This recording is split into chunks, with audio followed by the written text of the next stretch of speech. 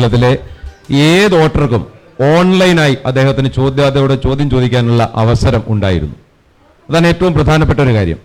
സാധാരണ MP-മാർ അല്ലെങ്കിൽ ജനപ്രതിനിധികൾ അല്ലെങ്കിൽ സ്ഥാനാർത്ഥികൾ ജനങ്ങളിൽ നിന്ന് ഓടി ഒളിക്കാൻ ശ്രമിക്കുമ്പോൾ അതിൽ നിന്ന് വ്യത്യസ്തമായി ജനങ്ങളുടെ ചോദ്യത്തിന് ഓൺലൈനായും ഓഫ്ലൈനായും മറുപടി നൽകാൻ കാണിക്കുന്ന തൻ്റെ ഇടത്തിൻ്റെ പേരാണ് കൊടിക്കുന്നിൽ സുരേഷ് MP എന്നുള്ളത്. അതാണ് അദ്ദേഹത്തെക്കുറിച്ച്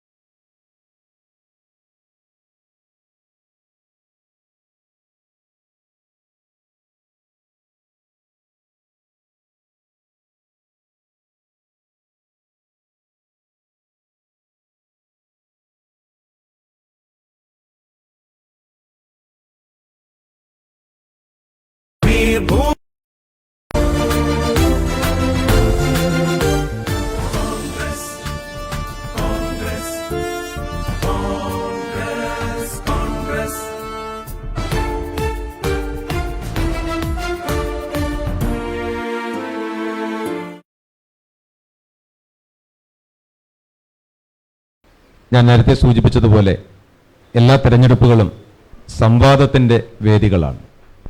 ജനങ്ങളുമായി നിരന്തരമായി സംവദിക്കുകയാണ് ഓരോ രാഷ്ട്രീയ പ്രവർത്തകന്റെയും ഏറ്റവും പ്രധാനപ്പെട്ട ചുമതലയും കർത്തവ്യവും.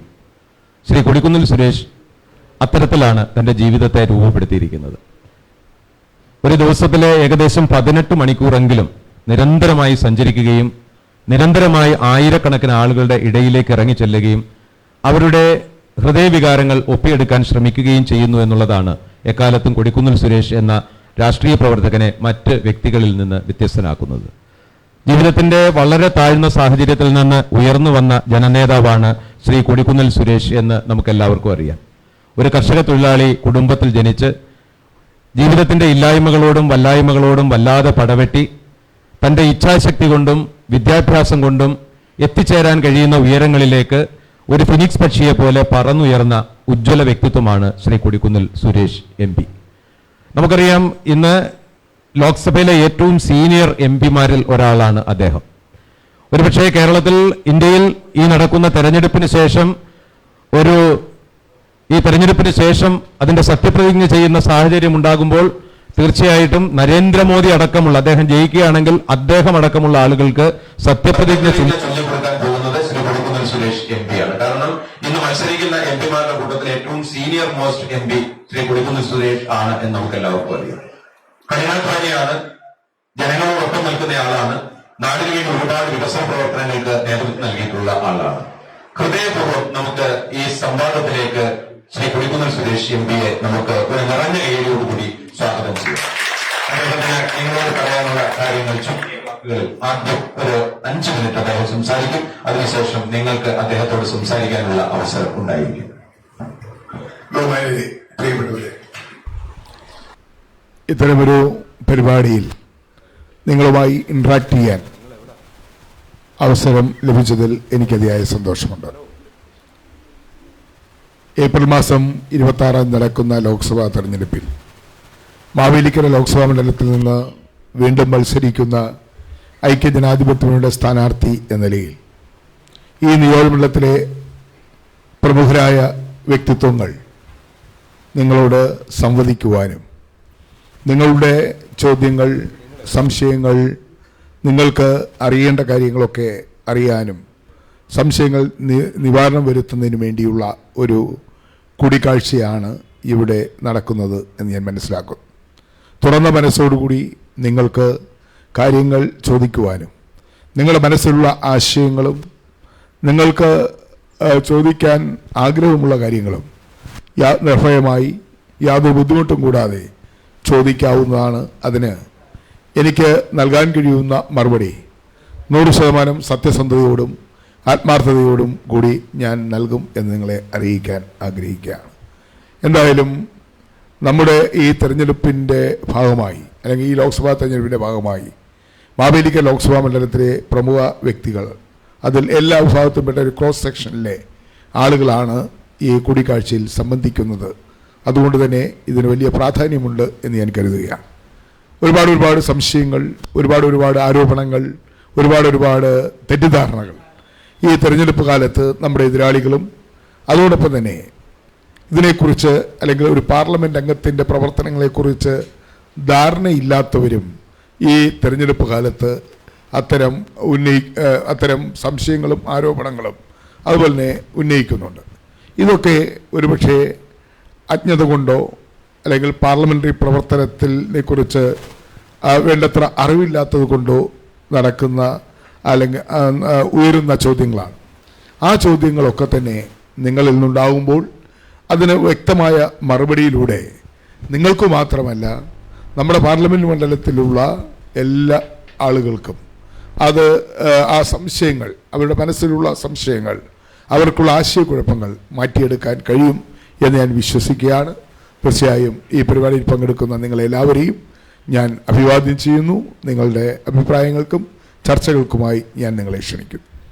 ആദ്യത്തെ ചോദ്യം ചോദിക്കുന്നത് റെജിൻ S. ഉണ്ണിത്താൻ ആണ്. അദ്ദേഹം ഒരു എഴുത്തുകാരനാണ്. 3 പുസ്തകങ്ങൾ അദ്ദേഹത്തിൻ്റെതായി ഉണ്ട്. മണ്ണടയാളങ്ങൾ, പ്രക്ഷാളനം, നീറ്റൽ എന്നീ കൃതികൾ അദ്ദേഹത്തിൻ്റെതാണ്. കോവിലൻ പുരസ്കാരം, SUN പുരസ്കാരം, വ്യാസ പുരസ്കാരം എന്നിങ്ങനെയുള്ള 3 പ്രമുഖ അവാർഡുകൾ ലഭിച്ചിട്ടുള്ള വ്യക്തിയാണ്. അദ്ദേഹത്തെ ചോദ്യം ചോദിക്കുന്നതിന് വേണ്ടി ഹാർദമായി ക്ഷണിക്കുന്നു.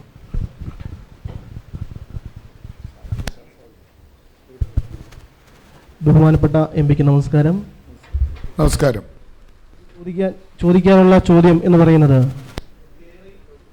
കേരയിൽ പദ്ധതിയുമായി ബന്ധപ്പെട്ട് ഈ ഒരു സമരത്തിന് അങ്ങ് നേതൃത്വം കൊടുത്തു പോയിരുന്നു.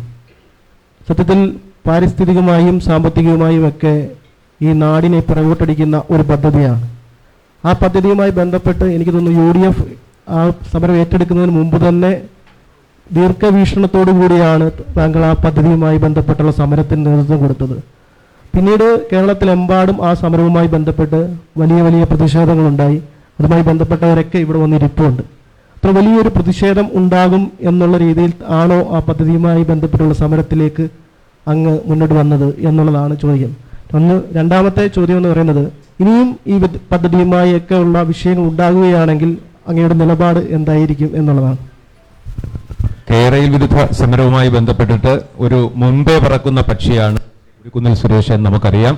കേരളത്തിൽ കേരയിൽ വിരുദ്ധ സമരം രൂപപ്പെടുന്നതിന് മുമ്പ് തന്നെ അതിന്റെ ഏറ്റവും വലിയ പോരായ്മ തിരിച്ചറിഞ്ഞുകൊണ്ട് വലിയ ദീർഘവീക്ഷണത്തോടുകൂടി ആ സമരത്തിന് തുടക്കം കുറിച്ച നേതാവ് ശ്രീ കൊടിക്കുന്നിൽ സുരേഷ് ആണെന്ന് അഭിമാനത്തോടുകൂടി ഈ അവസരത്തിൽ പറയാൻ ആഗ്രഹിക്കുന്നു. MP അതിന് മറുപടി പറയും. കേരയിൽ എന്ന സ്ഥാപനം ഉണ്ടാക്കിയത് സംസ്ഥാന ഗവൺമെൻറ്റാണ്.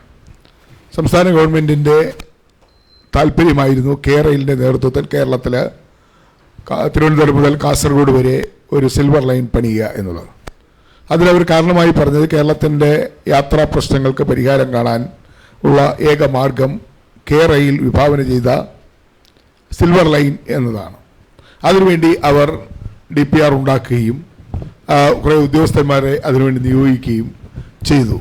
എന്നാൽ ഈ കേരയിൽ അതിൻ്റെ പ്രവർത്തനങ്ങൾ ആരംഭിക്കുമ്പോൾ ഇവിടുത്തെ ജനപ്രതിനിധികളുമായോ ഗ്രാമപഞ്ചായത്തുകളുമായോ മറ്റ് തദ്ദേശ സ്വയംഭരണ സ്ഥാപനങ്ങളുമായോ യാതൊരു ചർച്ചയും നടത്താതെ ഏകപക്ഷീയമായിട്ടാണ് ഈ സിൽവർ ലൈൻ പദ്ധതി ഇവർ ആരംഭിച്ചത്. അതിൽ വലിയ ദുരൂഹതയുണ്ട്.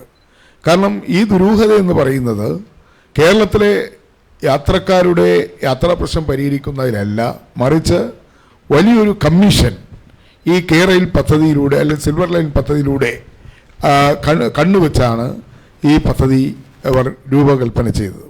ഇത് കേരളത്തെ സംബന്ധിച്ചിടത്തോളം പ്രായോഗികമല്ല എന്ന് നമുക്ക് എല്ലാവർക്കും അറിയാം. കാരണം കേരളം ഒരു കൊച്ചു സംസ്ഥാനമാണ്. ആ കൊച്ചു സംസ്ഥാനത്ത് ഇത്തരമൊരു കേരളത്തെ രണ്ടായി വെട്ടിപ്പിളർക്കുന്ന ഇത്തരമൊരു പദ്ധതി ഒരിക്കലും അനുയോജ്യമല്ല. എന്ന് മാത്രമല്ല, ആയിരക്കണക്കിന് കുടുംബങ്ങളെ കുടിയിറക്കുന്ന ഈ പദ്ധതി കേരളത്തിൻ്റെ പാരിസ്ഥിതിക പ്രശ്നത്തിന് വിഘാതമുണ്ടാക്കും എന്ന് നമുക്കെല്ലാവർക്കും അറിയാം.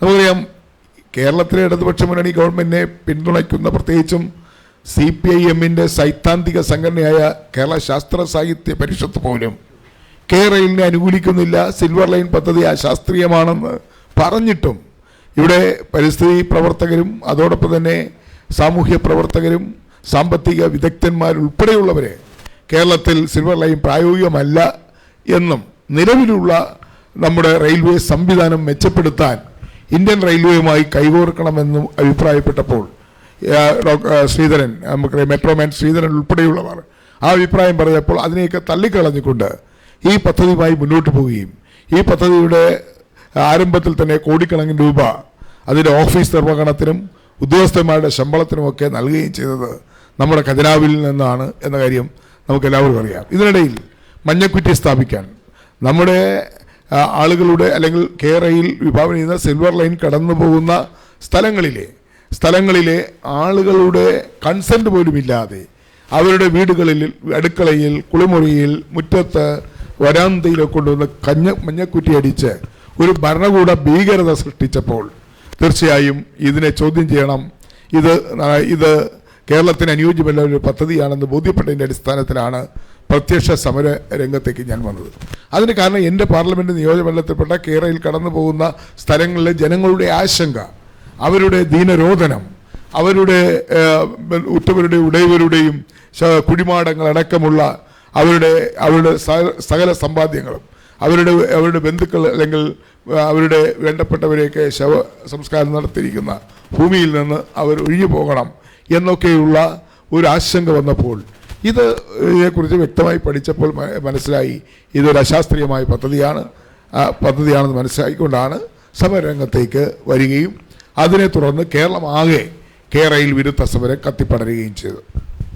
ആ സമരം വലിയൊരു അഗ്നിജ്വാലയായി പടർന്നുയരുന്നതും ആ സമരത്തിൽ ആ ആവശ്യം പൂർണ്ണമായി സഫലമാകുന്നതുമാണ് പിന്നെ നമ്മൾ കണ്ടത്. അടുത്ത ചോദ്യം ആതിര അമൽ ആണ് ഉന്നയിക്കുന്നത്.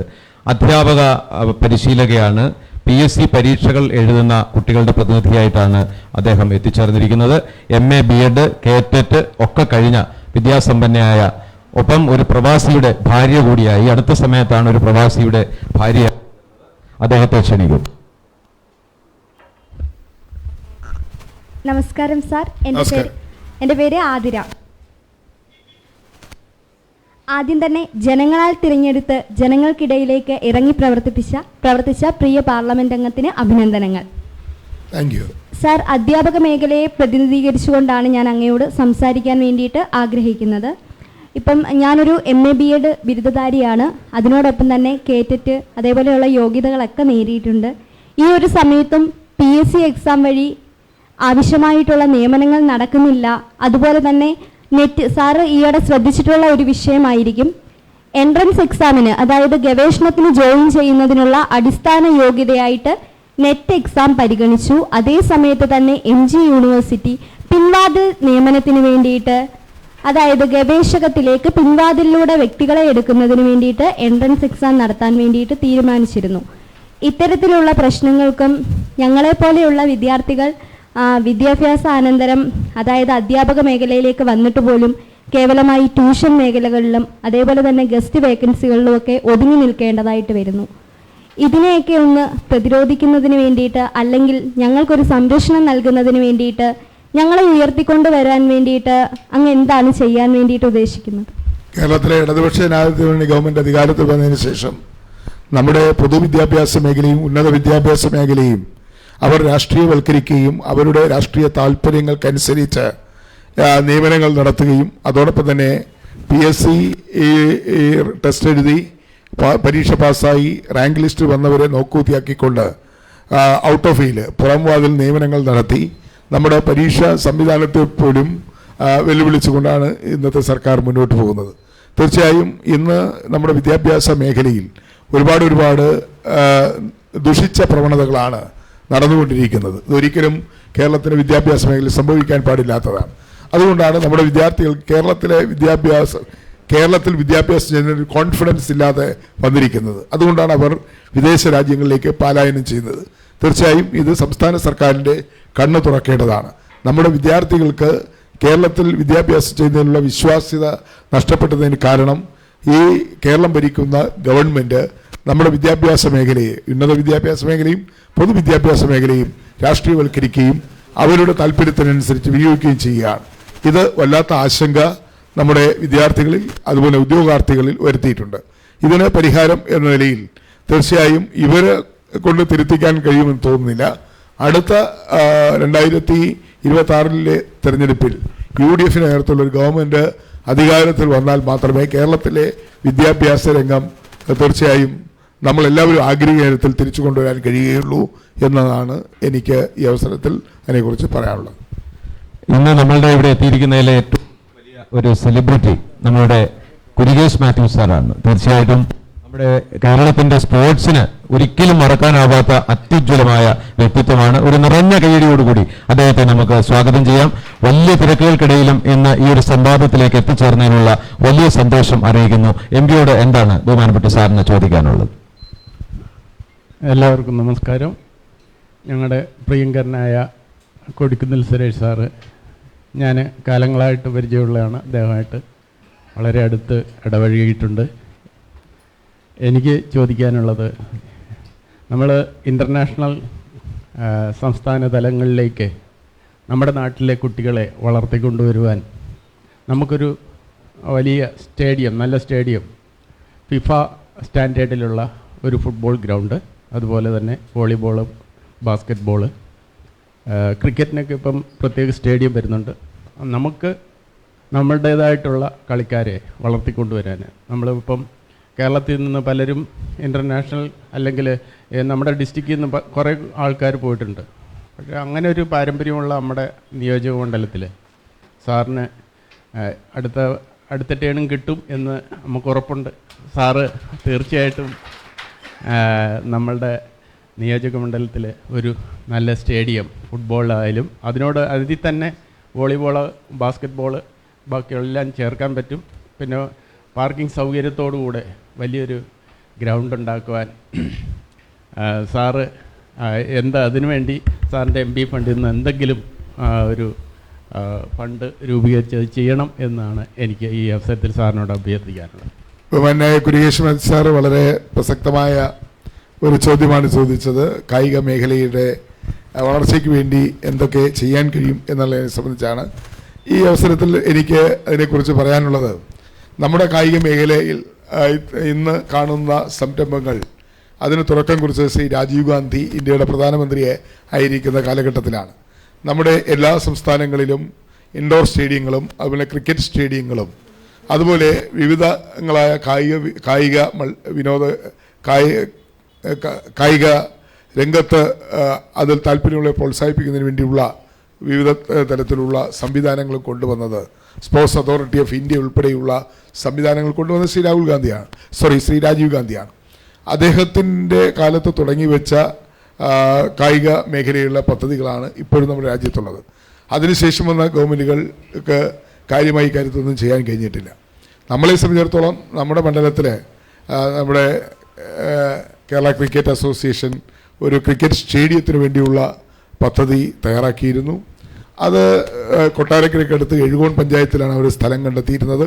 പക്ഷേ സാമ്പത്തിക പ്രതിസന്ധി മൂലവും കോവിഡ് മൂലവും ആ ക്രിക്കറ്റ് സ്റ്റേഡിയം അവിടെ പണിയാനുള്ള നടപടികൾ അവർ സ്ഥലമൊക്കെ ഏറ്റെടുത്തു. അതിൻ്റെ എല്ലാ പ്രവർത്തനവും പൂർത്തിയാക്കി. അവർക്ക് വേണ്ട പിന്തുണ നൽകാനും അവിടെ ആ ക്രിക്കറ്റ് സ്റ്റേഡിയം യാഥാർത്ഥ്യമാക്കാൻ വേണ്ടി ജില്ലകൾ തോറും ക്രിക്കറ്റ് സ്റ്റേഡിയങ്ങൾ എന്ന ആശയത്തിൻ്റെ ഭാഗമായിട്ടാണ് കൊല്ലം ജില്ലയിലെ ക്രിക്കറ്റ് സ്റ്റേഡിയത്തിന് വേണ്ടി അവർ മുന്നോട്ട് വന്നത്. അതിന് അവിടുത്തെ MP എന്ന നിലയിൽ അവർക്കെല്ലാ പിന്തുണയും കൊടുത്തു. പക്ഷേ ഇടയ്ക്ക് ഉണ്ടായ ക്രിക്കറ്റ് അസോസിയേഷൻ്റെ സാമ്പത്തിക പ്രതിസന്ധിയും അതോടൊപ്പം തന്നെ കോവിഡും വന്നപ്പോൾ അതിന് മുന്നോട്ട് പോകാൻ കഴിഞ്ഞില്ല. സാറിവിടെ ചോദിച്ചതുപോലെ നമ്മുടെ പാർലമെൻറ്റ് മണ്ഡലത്തിൽ നിശ്ചയമായും അടുത്ത തെരഞ്ഞെടുപ്പിൽ കോൺഗ്രസ് നേതൃത്വം നൽകുന്ന ഇന്ത്യ സഖ്യം ഗവൺമെൻറ്റാണ് അധികാരത്തിൽ വരുന്നതെങ്കിൽ ബഹുമാനപ്പെട്ട കുര്യേഷ് സാർ ഇവിടെ സൂചിപ്പിച്ച കാര്യം, നമ്മുടെ പാർലമെൻറ്റ് മണ്ഡലത്തിൽ ഒരു സ്റ്റേഡിയം എന്ന ആശയം തീർച്ചയായും അത് യാഥാർത്ഥ്യമാക്കുവാൻ വേണ്ടിയുള്ള പരിശ്രമങ്ങൾ നടത്തും. അതിനെ കേന്ദ്ര ഗവൺമെൻറ്റിലും അതോടൊപ്പം തന്നെ മറ്റ് സ്വകാര്യ ഏജൻസികളിലും ഒക്കെ തന്നെ സമ്മർദ്ദം ചെലുത്തി അതിനുവേണ്ടി മുന്നോട്ട് പോകുമെന്ന് ഉറപ്പ് നൽകുകയാണ്. ബഹുമാനപ്പെട്ട MP-യോടും മറ്റുള്ളവരോടുമുള്ള എൻ്റെ ഒരു അഭ്യർത്ഥന, നിങ്ങളുടെ ചോദ്യങ്ങളും ഉത്തരങ്ങളും വളരെ ചുരുങ്ങിയ വാക്കുകളിലാകണം. ഒരുപാട് ആളുകൾ ചോദ്യം ചോദിക്കാനുണ്ട്. അടുത്തത് ശ്രീ P.O. ബോബൻ അവർകളാണ് ചോദ്യം ചോദിക്കുന്നത്. അദ്ദേഹം ഒരു M.Tech in computer integrated manufacturing എന്ന ബിരുദം നേടിയിട്ടുള്ള ആളാണ്. Retired principal government polytechnic college. അദ്ദേഹം ഇപ്പോൾ ബഹുമാനപ്പെട്ട MP-യോട് ചോദ്യം ചോദിക്കുന്നു. Good afternoon sir. സാറ്, നമ്മുടെ ഇന്ത്യ രാജ്യം സ്വാതന്ത്ര്യം കിട്ടിയതിന് ശേഷം ഏകദേശം 17 വർഷമാണ് നെഹ്റുജി പ്രധാനമന്ത്രിയായിട്ടിരുന്നത്. അദ്ദേഹം നമ്മുടെ പൊതുമേഖലാ സ്ഥാപനങ്ങൾ, വളരെ കൂടുതൽ പൊതുമേഖലാ സ്ഥാപനം അദ്ദേഹവും അതിനുശേഷം ഇന്ദിരാജിയും അതിനുശേഷം രാജീവ്ജിയും എല്ലാം കൊണ്ടുവന്നു. എന്നാൽ ഇപ്പോൾ ഈ കഴിഞ്ഞ ഗവൺമെൻറ് നമ്മുടെ ഒരുപാട് ഈ പൊതുമേഖലാ സ്ഥാപനങ്ങൾ വിറ്റു എന്ന് മാത്രമല്ല, അതിൽ എടുത്തു പറയേണ്ടത് നമ്മുടെ ട്രിവാൻഡ്രം എയർപോർട്ട് അദാനിക്ക് കൊടുത്തു എന്നുള്ളതാണ്. അപ്പം ഞാനന്ന് കണക്കൂട്ടി നോക്കിയപ്പോഴേ അതിൻ്റെ യഥാർത്ഥ അതിൻ്റെ ഇൻവെസ്റ്റ്മെൻറ്റ് അല്ലെങ്കിൽ മൊത്തം അതിൻ്റെ ഒരു അസറ്റ് വാല്യൂ എന്ന് പറഞ്ഞാൽ 10,000 കോടി വരും. അല്ല, 1 മിനിറ്റ് ഉണ്ടെങ്കിൽ അദ്ദേഹത്തേക്കാം 10,000 കോടി വരും. അതിന് പകരമായിട്ട് ഇവിടെ കേരളം മൊത്തം ഇളക്കി മറിച്ചുകൊണ്ട് നമുക്ക് തന്നത് 2 ട്രെയിനാണ്. അപ്പോൾ ഈ ഒരു ട്രെയിന് 150 കോടിയേ വരുള്ളൂ, 2 ട്രെയിന് 300 കോടി. അപ്പോൾ 10,000 കോടി രൂപയുടെ അസറ്റ് മാറ്റിയതിന് ശേഷം അല്ലെങ്കിൽ പ്രൈവറ്റ് പാർട്ടിക്ക് കൊടുത്തതിന് ശേഷം നമുക്ക് വെറും 300 കോടി രൂപ തന്ന് ഇവിടെ ഏതൊക്കെയോ ചെയ്തെന്നുള്ള രീതിയിൽ ഒരു പ്രൈവറ്റൈസേഷൻ നടപ്പിലാക്കിക്കൊണ്ടിരിക്കുകയാണ്. അപ്പോൾ ഈ പ്രൈവറ്റൈസേഷൻ എങ്ങനെ നടപ്പിലാക്കി പോകുന്നത് നമുക്ക് വളരെ അപകടമാണ്. അപ്പോൾ അതിനുവേണ്ടി സാറിൻ്റെ ഭാഗത്ത് നിന്ന് എന്ത് ചെയ്യാൻ പറ്റും എന്നുള്ളതാണ് ചോദ്യം. തീർച്ചയായിട്ടും ഈ പ്രൈവറ്റൈസേഷനെ ഞങ്ങൾ ശക്തമായി പാർലമെൻറ്റ് എതിർത്തിട്ടുള്ളതാണ്. തിരുവനന്തപുരം പോലെയുള്ള അന്താരാഷ്ട്ര വിമാനത്താവളങ്ങൾ അദാനി ഗ്രൂപ്പിന് കൊടുക്കുന്നതിനെ ശക്തമായി എതിർക്കുകയും പ്രതിരോധിക്കാൻ ശ്രമിക്കുകയും ചെയ്തതാണ്. പക്ഷേ പാർലമെൻറ്റിലുള്ള മൃഗീയമായ ഭൂരിപക്ഷം ഉപയോഗിച്ചുകൊണ്ട് കേന്ദ്ര ഗവൺമെൻറ് ഏകപക്ഷീയമായി സംസ്ഥാന ഗവൺമെൻറ് പോലും അഭിപ്രായം കേൾക്കാതെ കേരളത്തിലുള്ള MP-മാരുടെ അഭിപ്രായം പോലും ചോദിക്കാതെ ആണ് അവരിത് അദാനി ഗ്രൂപ്പിന് കൈമാറിയത്. കേരളത്തിലെ തിരുവനന്തപുരം ഇൻ്റർനാഷണൽ എയർപോർട്ട് മാത്രമല്ല, ഇന്ത്യയിലെ മിക്കവാറും എല്ലാ എയർപോർട്ടുകളും അതുപോലെ മറ്റ് പോർട്ടുകളും ഷിപ്പ്യാർഡുകളും ഒക്കെ തന്നെ സ്വകാര്യ ഏജൻസിക്ക് അവർ കൊടുത്തുകൊണ്ടിരിക്കുകയാണ്. ഇപ്പോൾ എയർ ഇന്ത്യ, നമ്മുടെ രാജ്യത്തിന് സ്വന്തമായ ഒരു എയർ സർവീസ് ഇല്ലാത്തൊരവസ്ഥയിലാണ്. എയർ ഇന്ത്യ ടാറ്റയ്ക്ക് കൈമാറി. ഇതെല്ലാം എയർ ഇന്ത്യയും അതോടൊപ്പം തന്നെ നമ്മുടെ എയർപോർട്ടുകളൊക്കെ നമ്മുടെ രാജ്യത്തിൻ്റെ അഭിമാന സ്തംഭങ്ങളായി കൊണ്ടുവന്നത് ഇന്ത്യൻ നാഷണൽ കോൺഗ്രസിൻ്റെ ഭരണകാലത്താണ്. പണ്ഡിറ്റ്ജി മുതൽ മൻമോഹൻ സിംഗിൻ്റെ ഗവൺമെൻറ് വരെയാണ് നഷ്ടത്തിലോടുന്ന ചില എയർപോർട്ടുകളും ഒക്കെ ഒരുപക്ഷെ ഇൻവെസ്റ്റ്മെൻറ്റിന് വേണ്ടി സ്വകാര്യ സംരംഭകരെ കൂടി ഉൾപ്പെടുത്തിക്കൊണ്ട് ഒരു ജോയിൻറ്റ് വെഞ്ചറുമായിട്ട് നമ്മുടെ കാലത്ത് ചെയ്തിട്ടുണ്ട്. പക്ഷേ മുഴുവൻ തീരെഴുതുന്ന ഒരവസ്ഥ UP-യുടെ കാലത്തോ കോൺഗ്രസിൻ്റെ കാലത്തോ ഉണ്ടായിട്ടില്ല. എന്നാൽ ഇവർ ചെയ്യുന്നതെല്ലാം അദാനിക്ക്. അപ്പോൾ പോർട്ട് അത് അദാനി, എയർപോർട്ട് വന്നാൽ അത് അദാനി, എല്ലാം അദാനിക്ക് കൊടുക്കുകയാണ്.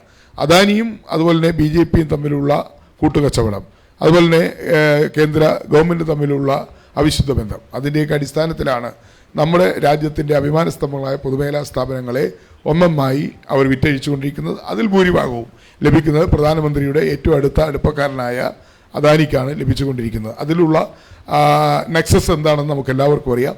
ശ്രീ രാഹുൽ ഗാന്ധി വളരെ ശക്തമായി തന്നെ പാർലമെൻറ്റിൽ, ലോക്സഭയിൽ അദ്ദേഹത്തിൻ്റെ പ്രസംഗത്തിൽ അത് വളരെ വ്യക്തമാക്കിയതാണ്. അതുകൊണ്ടാണ് രാഹുൽ ഗാന്ധിയോട് ഇത്രയും വലിയ ദേഷ്യം, അതുകൊണ്ടാണ് രാഹുൽ ഗാന്ധിയെ അയോഗ്യനാക്കിയത്, അതുകൊണ്ടാണ് രാഹുൽ ഗാന്ധിയെ വളരെ മോശമായി BJP-യും കേന്ദ്ര സർക്കാരും രാഹുൽ ഗാന്ധിക്കെതിരായ നിലപാടുകൾ സ്വീകരിക്കുന്നത്.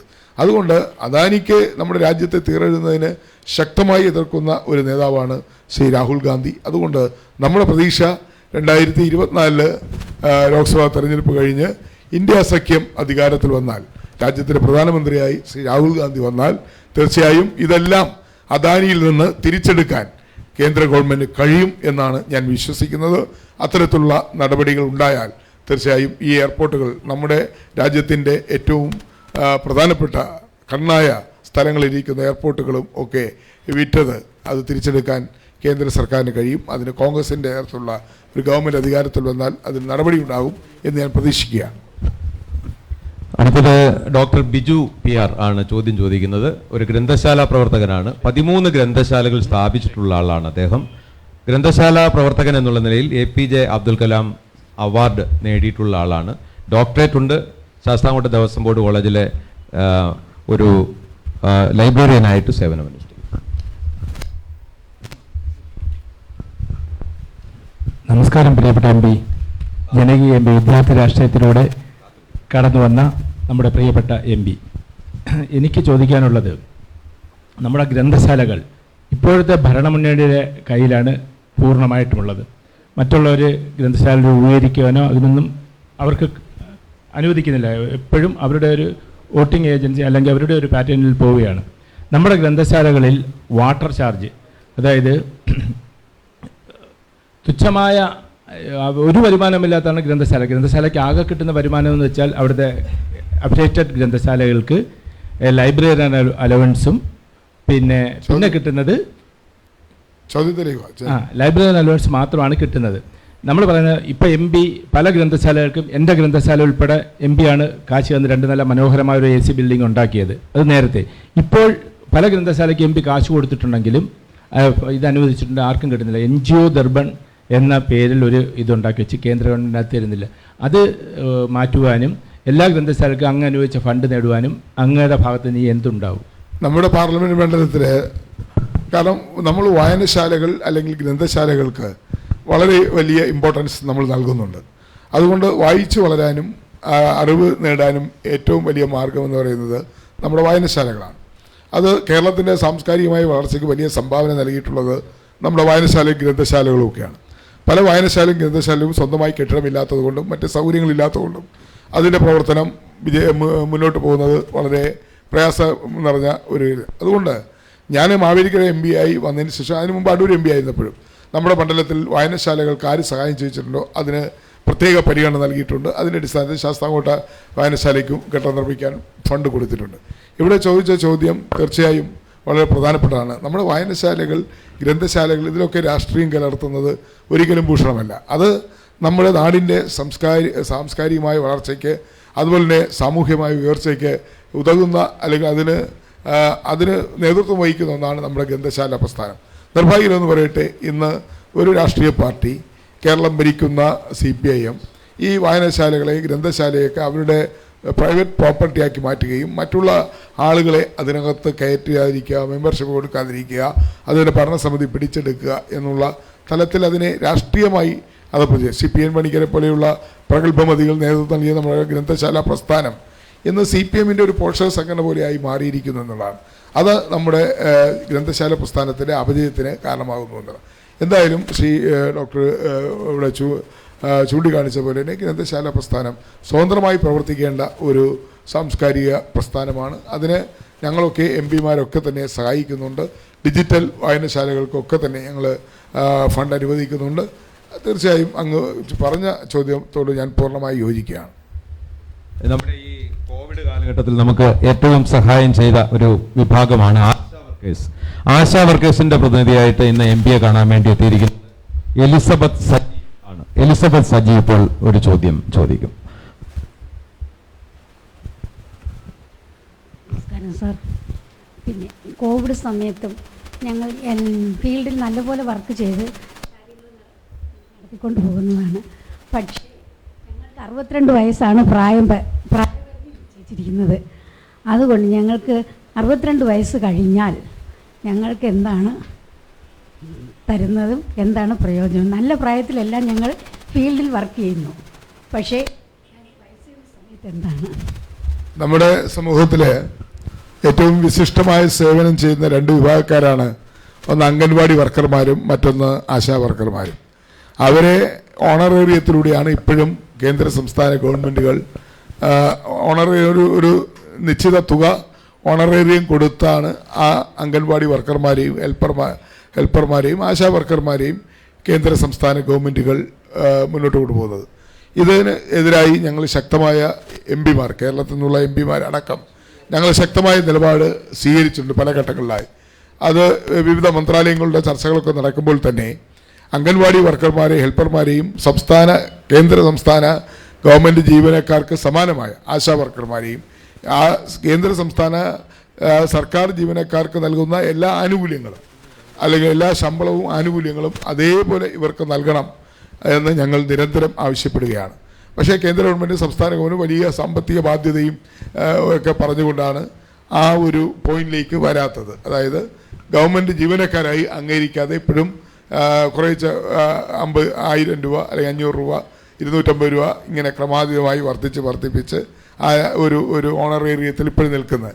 യഥാർത്ഥത്തിൽ ഈ അംഗൻവാടി വർക്കർമാരും ഹെൽപ്പർമാരും ആശാ വർക്കർമാരെയും സർക്കാർ ജീവനക്കാരായി അംഗീകരിച്ചുകൊണ്ട് അവർ ചെയ്യുന്ന സേവനത്തിൻ്റെ അടിസ്ഥാനത്തിൽ മറ്റ് എല്ലാ ആനുകൂല്യങ്ങളും നൽകേണ്ടതാണെന്നുള്ള അഭിപ്രായമാണ് ഞങ്ങൾക്കുള്ളത്. തീർച്ചയായും ഇനിയും അംഗൻവാടി വർക്കർമാർക്കും ആശാ വർക്കർമാർക്കും കേന്ദ്ര സംസ്ഥാന സർക്കാരിന് നീതി ലഭിക്കുന്നതിന് വേണ്ടി ഞങ്ങൾ പോരാടും. അതിനുവേണ്ടി ശക്തമായ നിലപാട് സ്വീകരിക്കുന്നതാണ്. ഒരു കാര്യം പ്രിയപ്പെട്ട ആശാ വർക്കറെ ഓർമ്മിപ്പിക്കുവാൻ ആഗ്രഹിക്കുന്നു. ആശാ വർക്കേഴ്സിന്റെ ആവശ്യങ്ങൾക്ക് വേണ്ടി പാർലമെന്റിൽ ബഹുമാനപ്പെട്ട MP അതിശക്തമായി സംസാരിച്ചിട്ടുണ്ട് എന്നുള്ളത് ഈ അവസരത്തിൽ വളരെ സന്തോഷത്തോടു കൂടി ഓർമ്മിപ്പിക്കാൻ ആഗ്രഹിക്കുകയാണ്. സിന്ധു ജെയിംസ് ഇന്ന് നമ്മളോടൊപ്പമുണ്ട്. ആന്റി കേരയിൽ മൂവ്മെന്റിന്റെ സംസ്ഥാന കമ്മിറ്റി അംഗമാണ് അദ്ദേഹം. ഇന്ന് നമ്മളുടെ മീറ്റിംഗിലേക്ക് കടന്നു വന്നിരിക്കുന്നു. സംസാരിക്കുന്നതിന് വേണ്ടി ഈ അവസരത്തിൽ മൈക്ക് കൈമാറുകയാണ്.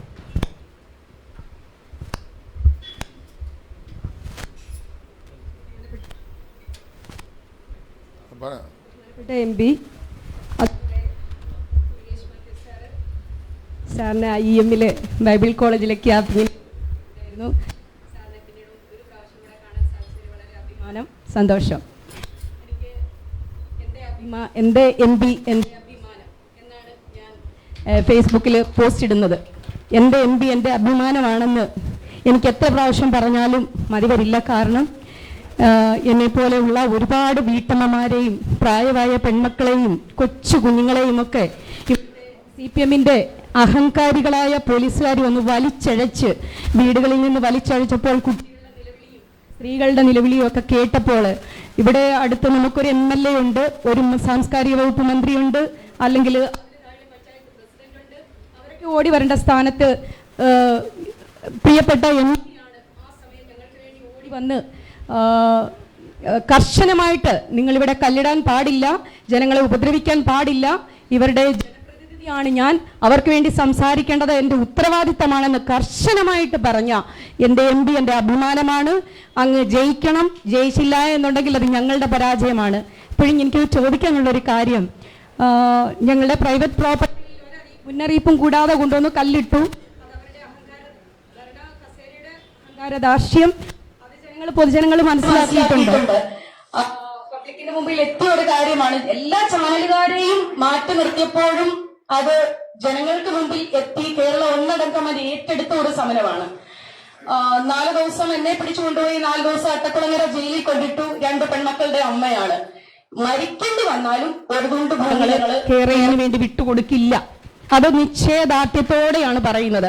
ഇനി അവര് എന്താ പറയുക, ആർമിയെ ഇറക്കിയാൽ പോലും, ഇന്ത്യൻ സേനയെ ഇറക്കിയാൽ പോലും ഈ സമരത്തിൽ നിന്ന് ഞങ്ങൾ ഒരടി പോലും പിന്മാറുകയില്ല.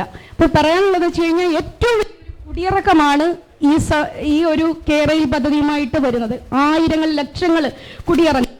അതുപോലെ തന്നെ ഞങ്ങളുടെ കുഞ്ഞുങ്ങൾക്ക് ലോൺ എടുക്കാൻ, ഒരു പഠനത്തിനോ അല്ലെങ്കിൽ വിവാഹ ആവശ്യങ്ങൾക്കോ ഒന്നും ലോൺ എടുക്കാൻ പറ്റുന്നില്ല. അപ്പോൾ ഞങ്ങളെ അതിനകത്തു നിന്ന് എത്രയും വേഗം ഞങ്ങൾക്ക് വേണ്ടി സാറിന് എന്ത് ചെയ്യാൻ പറ്റും? ഞങ്ങളുടെ കുഞ്ഞുങ്ങൾക്ക് ഉപരിപഠനത്തിന് പോകുമ്പോൾ ഒരു ലോൺ എടുക്കണമെങ്കിൽ ഞങ്ങളെപ്പോലുള്ള സാധാരണക്കാർക്ക് ഈ ഭൂമി കൊണ്ടുവന്ന് വെച്ചിട്ട് മാത്രമേ ഒരു ലോൺ എടുക്കാൻ പറ്റൂ. ഒരു 10 ലക്ഷം രൂപ ഞങ്ങൾക്ക് വേണം, അല്ലെങ്കിൽ ഞങ്ങൾക്കൊരു വീട് വയ്ക്കണം. ഞങ്ങൾക്ക് അതിനൊന്നും സാധിക്കുന്നില്ല. സാറിന് എന്ത് ചെയ്യാൻ പറ്റും? ഇതിനെതിരെ ഞങ്ങൾക്ക് വേണ്ടി എന്ത് ചെയ്യാൻ പറ്റും? സാർ അവസാനം വരെ ഞങ്ങളുടെ കൂടെ കാണുമെന്നുള്ള ശുഭപ്രതീക്ഷയോടെ എല്ലാവിധ ആശംസകളും നേരുന്നു. വളരെ ഗൗരവമുള്ള ഒരു ചോദ്യമാണ് ശ്രീമതി സിന്ധു ജെയിംസ് ചോദിച്ചത്. കേരളയിലുമായി ബന്ധപ്പെട്ട വിഷയങ്ങൾ അല്ലെങ്കിൽ പ്രശ്നങ്ങൾ ഇപ്പോഴില്ലെങ്കിലും, അല്ലെങ്കിൽ അതിൻ്റെ ഭീഷണി ഇപ്പോൾ നിലവിലില്ലെങ്കിലും, സർക്കാർ ഔദ്യോഗികമായി ഇതിന് പിന്മാറിയിട്ടില്ല. തൽക്കാലം നിർത്തിവച്ചിരിക്കുന്നു എന്നാണ് പറഞ്ഞിട്ടുള്ളത്. പക്ഷേ ഈ കേരളയിൽ കടന്നു പോകുന്ന അല്ലെങ്കിൽ ഇവരുടെ സർവേ നടന്നിരിക്കുന്ന സ്ഥലങ്ങളിൽ അവിടുത്തെ വീടുകൾക്ക്, ആ വീട്ടിൽ താമസിക്കുന്നവർക്ക് എന്തെങ്കിലും ലോണോ അല്ലെങ്കിൽ ഏതെങ്കിലും തരത്തിലുള്ള സർക്കാർ ആനുകൂല്യങ്ങൾക്കോ സമീപിച്ചാൽ അത് ലഭിക്കാത്തൊരു സാഹചര്യം നിലനിൽക്കുന്നുണ്ട്. അത് മൊത്തമുണ്ട്, കേരളത്തിൽ മൊത്തം കേരളയിലുമായി ബന്ധപ്പെട്ട്. ഇടയ്ക്ക് സർക്കാർ പറഞ്ഞു അത് പ്രശ്നമില്ല, അങ്ങനെ ഒരു തടസ്സമില്ല, ലോൺ എടുക്കുന്നതിന് മറ്റൊന്നും തടസ്സമില്ലെന്ന് പറഞ്ഞുവെങ്കിലും അത് പറഞ്ഞിട്ടുണ്ടെങ്കിലും അതിന് വ്യക്തമായൊരു ഓർഡർ അവരിറക്കിയിട്ടില്ല എന്നുള്ളതാണ്. എന്തായാലും എല്ലാ പ്രതികൂലമായ സാഹചര്യങ്ങളെ അതിജീവിച്ചുകൊണ്ടാണ് സംസ്ഥാന സർക്കാരിൻ്റെ സിൽവർ ലൈൻ പദ്ധതി നമ്മൾ പരാജയപ്പെടുത്തിയത്. അതുകൊണ്ട് തന്നെ ഈ കാര്യത്തിലും ഞങ്ങൾ പൂർണ്ണമായും ഈ കേരളയിൽ ഇരകളാകുന്നവരോടൊപ്പം ഞങ്ങൾ ഉണ്ടാകും എന്നുള്ള കാര്യത്തിൽ യാതൊരു സംശയവുമില്ല. ഈ ലോണും മറ്റ് ആനുകൂല്യങ്ങളും തരാതിരിക്കുന്നത് അത് ഒരിക്കലും അംഗീകരിക്കാൻ കഴിയില്ല. ആ വിഷയത്തിൽ ഞങ്ങൾ തീർച്ചയായും ഇപ്പോൾ ലോൺ കൊടുക്കുന്നത് നാഷണലൈസ്ഡ് ബാങ്കുകളൊക്കെ ആയിരിക്കും. അപ്പോൾ നാഷണലൈസ്ഡ് ബാങ്കുകൾ സംസ്ഥാന ഗവൺമെൻറ് ഒരു പദ്ധതിക്ക് വേണ്ടി കല്ലിട്ടതിൻ്റെ പേരിൽ ബാങ്ക് ലോണൊക്കെ നിഷേധിക്കുന്നത് അത് തീർച്ചയായും കേന്ദ്ര സർക്കാരിൻ്റെ ശ്രദ്ധയിൽ കൊണ്ടുവരും എന്ന് ഈ അവസരം പറയുന്നു. അടുത്ത പാർലമെൻറ്റ് സമ്മേളനം ചേരുന്ന സമയത്ത് ഈ വിഷയം ഗൗരവമായി തന്നെ കൊണ്ടുവരും. എന്തായാലും നാഷണലൈസ്ഡ് ബാങ്കുകളിൽ നിന്ന് അത്തരമൊരു, അല്ലെങ്കിൽ റിസർവ് ബാങ്ക് ഓഫ് ഇന്ത്യ ഉൾപ്പെടെയുള്ള ധനകാര്യ സ്ഥാപനങ്ങളുടെ വ്യക്തമായ നിർദ്ദേശം നമ്മുടെ ബാങ്കുകൾക്ക് നൽകുന്നതിന് വേണ്ടി MP എന്ന നിലയിൽ ഞാൻ മുൻകൈ എടുക്കും എന്ന് നിങ്ങൾക്ക് ഉറപ്പ് നൽകുകയാണ്. ഈ ചോദ്യത്തിന് ഒരു പ്രധാനപ്പെട്ട കാര്യം നേരത്തെ ഞാൻ സൂചിപ്പിച്ചു. ഈ സമരം ആദ്യം തുടങ്ങിയത് ബഹുമാനപ്പെട്ട MP എന്നുള്ളതും ഈ അവസരത്തിൽ ഓർമ്മിക്കുന്നു. Shri Babu V Thomas MA sociology ബിരുദധാരിയാണ്. വിദേശത്തെ ദീർഘകാലം ജോലി ചെയ്തിട്ടുണ്ട്. ഇപ്പോൾ ഷെൻഫോർഡ് ലിറ്റിൽ സ്റ്റാർ പ്രീ സ്കൂളിൻ്റെ ഓണറാണ്. ചാരുമൂട് സ്വദേശിയാണ് അദ്ദേഹം. ഇപ്പോൾ MP-യോട് ചോദ്യം ചോദിക്കും.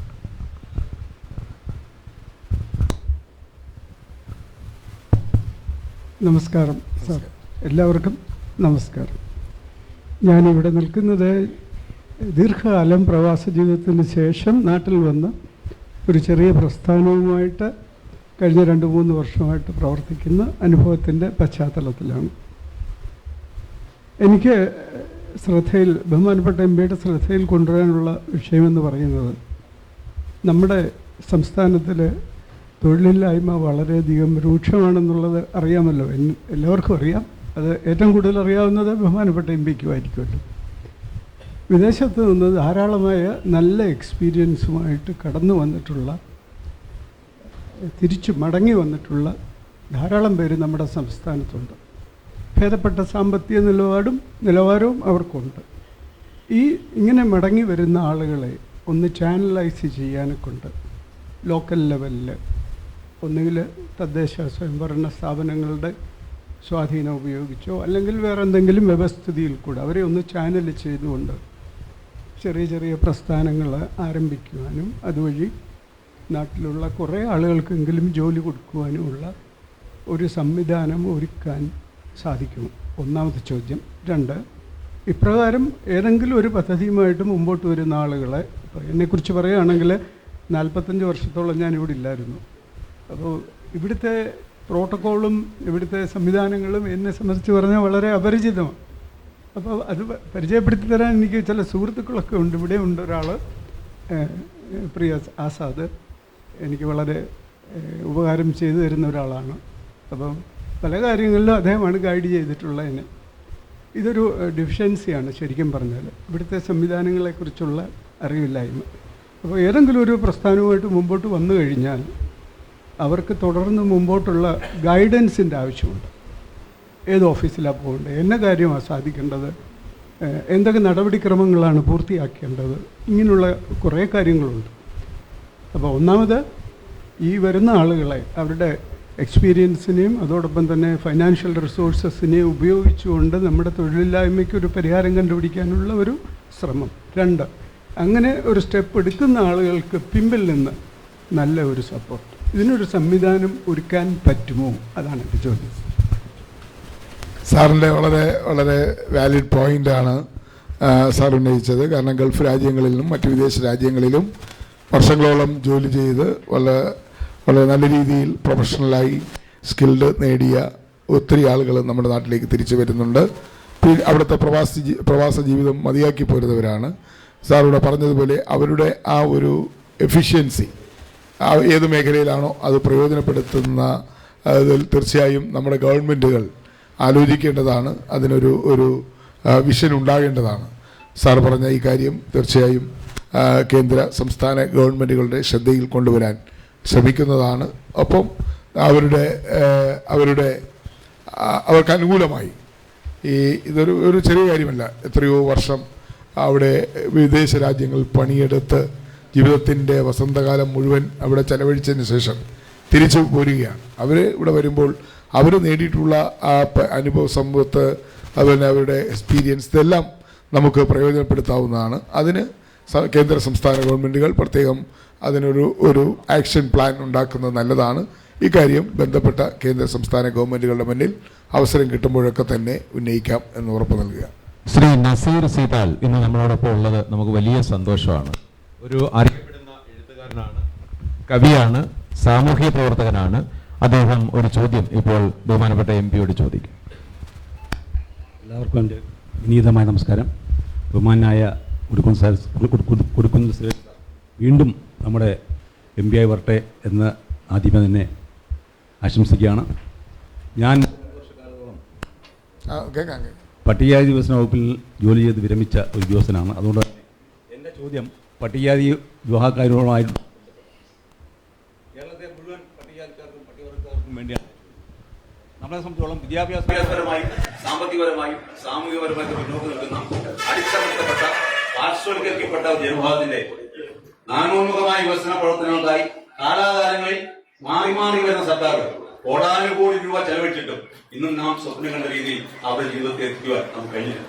അപ്പൊ അതിന് കേരളത്തിലെ നമ്മുടെ സർക്കാർ അനുവദിക്കുന്ന വിവിധ പശ്ചാത്തലങ്ങളിലായാലും വികസന മേഖലയിലൊക്കെ കോടാനുകോടി പോയി, അതുപോലെ കേന്ദ്രാവിഷ്യ പദ്ധതികൾ അനുവദിക്കുന്ന തുകകളൊന്നും തന്നെ അതിന്റെ പ്രാപ്തിയിൽ എത്തുന്നില്ലെന്നാണ് നമുക്ക് കാണാൻ കഴിയുന്നത്. അപ്പോ എന്റെ വിഷയത്തിൽ ഈ കോളനി സംവിധാനം എന്നുള്ളത് മാറ്റി അവരെ മറ്റുള്ള വിഭാഗക്കാരുടെ ഇടയിലേക്ക് കൊണ്ടുവന്ന് പുനരധിവസിപ്പിച്ചു കഴിഞ്ഞാൽ അവർക്ക് മറ്റുള്ള ആളുകളുമായി മിങ്കിൾ ചെയ്തു പോകുമ്പോൾ അവരുടെ ജീവിത നിലവാരം മെച്ചപ്പെടുകയും നാം ഉദ്ദേശിക്കുന്ന ഒരു ഫലം കണ്ടെത്താൻ കഴിയും. അതിനെക്കുറിച്ച് അങ്ങയുടെ വിലപ്പെട്ട അഭിപ്രായമാണ്. പട്ടികജാതി വിഭാഗങ്ങളുടെ ഇടയിൽ ദീർഘകാലം പ്രവർത്തിച്ച ഒരു പ്രധാനപ്പെട്ട സർക്കാർ ഉദ്യോഗസ്ഥനാണ് അങ്ങ്. അങ്ങയുടെ അനുഭവത്തിന്റെയും അതോടൊപ്പം അങ്ങയുടെ ലഭിച്ച അവരുമായുള്ള അടുപ്പത്തിന്റെയും അങ്ങ് പറഞ്ഞ കാര്യം വളരെ പ്രധാനപ്പെട്ടതാണ് എന്ന് ഞാൻ വിശ്വസിക്കുകയാണ്. പക്ഷെ നമുക്കറിയാം കേന്ദ്ര സർക്കാരിന്റെ സംസ്ഥാന സർക്കാരിന്റെ ബഡ്ജറ്റുകളിലും വിവിധ സ്കീമുകളിലൊക്കെ ഈ ജനവിഭാഗത്തിനെ സാമൂഹ്യമായും സാമ്പത്തികം ഉയർത്തിക്കൊണ്ടുവരാൻ ധാരാളം പദ്ധതികൾ ആവിഷ്കരിക്കുകയും കോടിക്കണക്കിന് രൂപ ചെലവഴിക്കുകയും ചെയ്തിട്ടുണ്ട്. നിർഭാഗ്യവശാൽ ഇതിനെ ഈ SC/ST ഫണ്ടിന് ഒരു സ്റ്റാറ്റ്യൂട്ടറി ആയ ഒരു സിസ്റ്റമില്ല. അതായത് ഒരു വർഷം ബഡ്ജറ്റിലൂടെ വിവിധ ഡിപ്പാർട്ട്മെൻറ്റുകൾക്കായി നീക്കിവെക്കുന്ന തുക അത് ചെലവഴിക്കേണ്ടത് ഉദ്യോഗസ്ഥന്മാരാണ്. ആ തുക ഈ വിഭാഗത്തിൻ്റെ കൈകളിൽ എത്തിക്കേണ്ടത് അത് ഇംപ്ലിമെൻ്റ് ചെയ്യുന്ന ഉദ്യോഗസ്ഥന്മാരാണ്. പക്ഷേ ഉദ്യോഗസ്ഥന്മാർ അത് ഇംപ്ലിമെൻ്റ് ചെയ്താലും ഇല്ലെങ്കിലും അവർക്കൊരു പ്രശ്നവുമില്ല എന്നതാണ് ഇപ്പോഴുള്ള ഏറ്റവും വലിയ പ്രശ്നം. അപ്പോൾ അതുകൊണ്ട് ഇതിനകത്തൊരു ഇത്ര തുക ഒരു ഡിപ്പാർട്ട്മെൻറ്റിൽ SC മേഖലയ്ക്ക് അല്ലെങ്കിൽ SC വിഭാഗങ്ങൾക്ക് ചെലവഴിക്കണം. അത് ചെലവഴിക്കാത്ത ഉദ്യോഗസ്ഥന്മാരെ പ്രോസിക്യൂട്ട് ചെയ്യുന്ന പണിഷ് ചെയ്യുന്ന ഒരു സിസ്റ്റം ഇവിടെ കൊണ്ടുവരാത്തോളം കാലം ഈ SC/ST ഫണ്ടുകൾ പൂർണ്ണമായി ചെലവഴിക്കാതെ പോകപ്പെടും എന്നുള്ളതാണ്. അതുകൊണ്ട് ഒരു സ്റ്റാറ്റ്യൂട്ടറി പവർ ഇതിനകത്ത് അല്ലെങ്കിൽ ഈ ഫണ്ട് ചെലവഴിക്കുന്നതിന് ഒരു സ്റ്റാറ്റ്യൂട്ടറി ആയിട്ടുള്ള ഒരു നിയമം ഉണ്ടാകുകയും അത് മനഃപൂർവ്വം അത് ചെലവാക്കാത്ത ഉദ്യോഗസ്ഥന്മാർ അവരെ പണിഷ് ചെയ്യുന്നുള്ള ഒരു ആക്ട് അല്ലെങ്കിൽ ഒരു നിയമം ഈ രാജ്യത്ത് ഉണ്ടായാൽ മാത്രമേ ഈ SC/ST വിഭാഗങ്ങൾക്കായി നീക്കിവെക്കുന്ന ഫണ്ട് അവർക്ക് വേണ്ടി ചെലവഴിക്കുള്ളൂ. ഇതിപ്പോൾ ആരും ചോദിക്കുന്നില്ല, പറയുന്നില്ല, ലാഭസാഖ്യം ഇല്ലെങ്കിലും ഒരു ബുദ്ധിമുട്ടുമില്ല, ഒരു പ്രശ്നമില്ല, അത് ബന്ധപ്പെട്ട ഉദ്യോഗസ്ഥരോട് ആരും ചോദിക്കുന്നില്ല എന്നുള്ളതാണ്. അപ്പോൾ താങ്കൾ പറഞ്ഞ ചോദ്യം പൂർണ്ണമായും ഞാൻ ഉൾക്കൊള്ളുന്നു. ഇത് പാർലമെൻറ്റിൽ പലപ്പോഴും ഞങ്ങൾ ആവശ്യപ്പെട്ടിട്ടുള്ളതാണ്. ലോക്സഭയിൽ പല ഘട്ടങ്ങളിലും SC/ST വിഭാഗങ്ങളുടെ ബഡ്ജറ്ററി ചർച്ചകൾ നടന്നപ്പോൾ തന്നെ ഞങ്ങളിത് ആവശ്യപ്പെട്ടിട്ടുള്ളതാണ്. തുടർന്നും താങ്കൾ പറഞ്ഞ ആ കാര്യം കേന്ദ്ര സർക്കാരിൻ്റെ ശ്രദ്ധയിൽ കൊണ്ടുവരാൻ ശ്രമിക്കുന്നതാണ്. പാണ്ടനാട് പാടശേഖര കമ്മിറ്റിയുടെ കൺവീനർ ബഹുമാനപ്പെട്ട സ്കറിയ സാർ ഇന്ന് നമ്മളോടൊപ്പം ഉണ്ട്. നെൽകർഷകരുടെ വിഷയങ്ങളുമായി ബന്ധപ്പെട്ടാണ് അദ്ദേഹത്തിന് സംസാരിക്കാനുള്ളത്. ദയവായി മുമ്പോട്ടൊന്ന് വന്നാൽ ഈ മൈക്ക് കൈകാര്യം ചെയ്യുന്നതിന് എളുപ്പമായിരിക്കും. ബഹുമാനപ്പെട്ട സാറിനോട് സ്നേഹപൂർവ്വം MP-യോട് ചോദ്യം ചോദിക്കാൻ അഭ്യർത്ഥിക്കുന്നു. ബഹുമാനപ്പെട്ട MP കൊടിക്കുന്നിൽ സുരേഷ്, കൂടി വന്ന ഏവർക്കും സ്നേഹവന്ദനം. സമൂഹത്തിലെ ഏറ്റവും താഴെ കിടക്കുന്ന ഒരു സമൂഹമാണ്. എന്നാൽ നമ്മുടെ രാജ്യത്തെയും നമ്മുടെ സംസ്ഥാനത്തെയും പലപ്പോഴും നിലനിർത്തുന്നത് നമ്മുടെ കർഷകരാണ്. കർഷകർ പലപ്പോഴും കൃഷി ഇറക്കുന്നത് കൃഷി നഷ്ടമാണെന്ന് ഞാൻ പറയുന്നില്ല. ആവശ്യത്തിന് കാലാകാലങ്ങളിൽ ജലസേചനം ലഭിക്കുന്നില്ല. അതുപോലെ നമ്മുടെ നെറ്റ് കൊടുത്ത തക്ക സമയത്ത് അതിന്റെ പേയ്മെന്റ് ലഭിക്കുന്നില്ല. നമ്മൾ പലപ്പോഴും ലോണൊക്കെ എടുത്തായിരിക്കും ചെയ്യുന്നത്. 6 മാസം 1 വർഷം കഴിഞ്ഞാൽ ഇതിന്റെ പൈസ കിട്ടാതെ വരുമ്പോൾ അങ്ങനെ കർഷകർ വലിയ ബുദ്ധിമുട്ടില്ല. അതിന് ശാശ്വതമായ ഒരു പരിഹാരം ഉണ്ടാവണം. അതുകൊണ്ട് തക്ക സമയത്ത് തന്നെ ഇതിന്റെ ജലസേചനം ലഭിച്ചു കഴിഞ്ഞാൽ കൃഷി ലാഭകരമായിരിക്കും. അതിനുള്ള നടപടികളെ എന്റെ സാറ് പറഞ്ഞ കാര്യം നമ്മുടെ പൊതുസമൂഹം ചർച്ച ചെയ്യപ്പെടുന്ന ഒരു വിഷയമാണ്. പ്രത്യേകിച്ചും കാർഷിക മേഖലയിലെ ഒരു സുപ്രധാനമായ വിഷയമാണ് ഇവിടെ സൂചിപ്പിച്ചത്. നമുക്കറിയാം, നമ്മുടെ കൃഷിക്കാർ അവരുടെ കൃഷിയിടങ്ങളിൽ പ്രത്യേകിച്ചും നെല്ല് വിളയിക്കുന്ന കർഷകരെ സംബന്ധിച്ചിടത്തോളം സംസ്ഥാന ഗവൺമെൻറ് ആ നെല്ല് സപ്ലൈക്ക് വേണ്ടി സംഭരിച്ചു കഴിഞ്ഞാൽ അതിൻ്റെ വില നേരിട്ട് 15 ദിവസമകം അവരുടെ അക്കൗണ്ടിൽ കൊടുക്കുന്നതിന് പകരം സംസ്ഥാന സർക്കാർ ചെയ്യുന്നത് ബാങ്കുകളുടെ കൺസോർഷ്യം ഉണ്ടാക്കുക. എന്നിട്ട് Canara bank, state bank of India, federal bank തുടങ്ങിയ ബാങ്കുകളുടെ കൺസോർഷ്യം ഉണ്ടാക്കി ആ കൺസോർഷ്യം വഴിയാണ് കർഷകർക്ക് വായ്പയായിട്ടാണ് സംസ്ഥാന ഗവൺമെൻറ് ഈ പൈസ നെല്ലിൻ്റെ വില കൊടുക്കുന്നത്. അപ്പോൾ ഈ നെല്ലിൻ്റെ വില കർഷകർക്ക് വായ്പയായി കൊടുത്തിട്ട് ആ തുക സംസ്ഥാന ഗവൺമെൻറ് പിന്നീട് നിശ്ചിത കാലയളവിനുള്ളിൽ ബാങ്കുകൾക്ക് കൊടുക്കുക എന്നുള്ളതാണ്.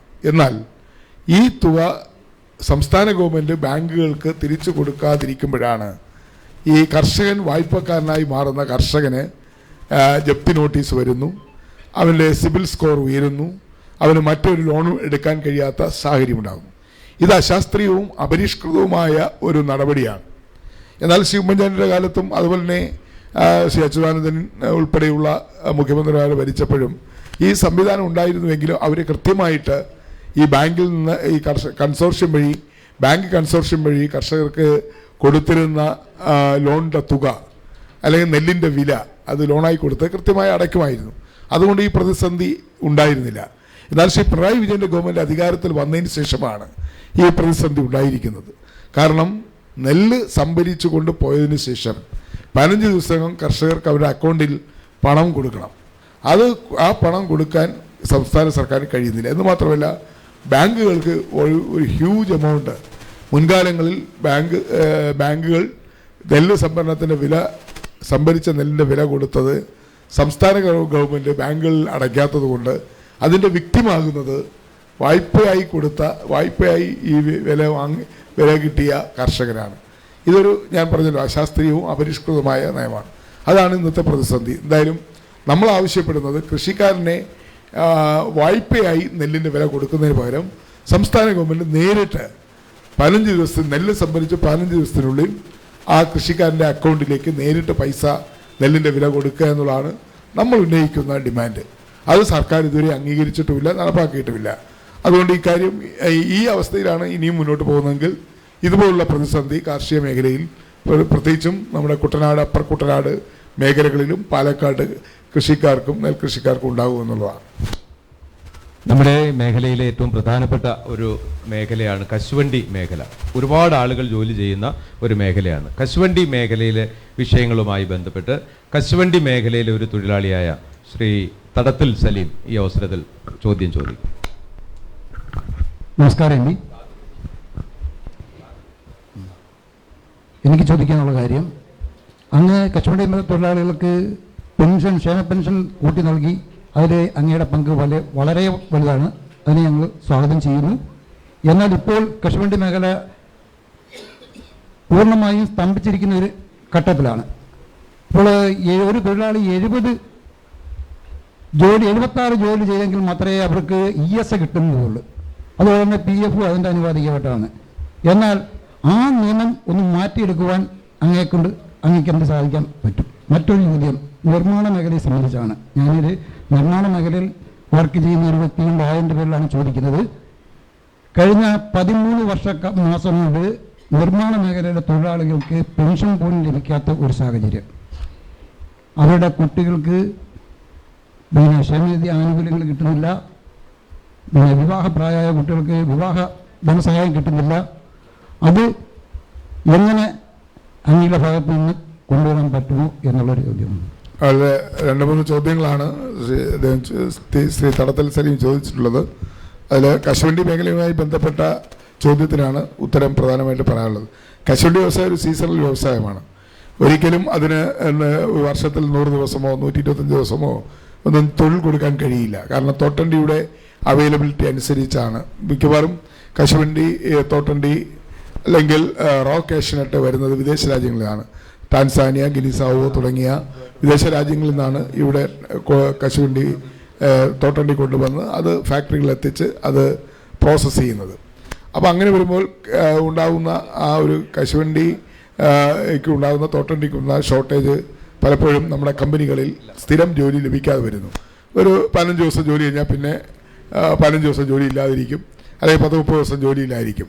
ചിലപ്പോൾ പീലിംഗ് ഉണ്ടെങ്കിൽ ഷെല്ലിംഗ് ഉണ്ടാവില്ല, ഷെല്ലിംഗ് ഉണ്ടെങ്കിൽ ഗ്രേഡിംഗ് ഉണ്ടാവില്ല. ഇങ്ങനെയൊക്കെയാണ് കശുവണ്ടി വ്യവസായത്തിൽ. അപ്പോൾ ESIയുടെ ആക്ട് അനുസരിച്ച് അറ്റൻഡൻസ് അതിൻ്റെ അടിസ്ഥാനത്തിലാണ് ESI ആനുകൂല്യ ചികിത്സാ സഹായങ്ങൾ കിട്ടുന്നത്. ഇപ്പോൾ 70 അറ്റൻഡൻസ് വേണമെന്ന് ESI ആക്ട് പറയുന്നുവെങ്കിൽ കശുവണ്ടി വ്യവസായത്തിൽ ഒരു വർഷത്തിൽ 25-30 ദിവസം മാത്രം, അല്ലെങ്കിൽ 40 ദിവസം മാത്രമാണ് ജോലി കിട്ടുന്നത്. അപ്പോൾ ആക്ട് അനുസരിച്ച് നമ്മൾ എലിജിബിൾ ആകില്ല.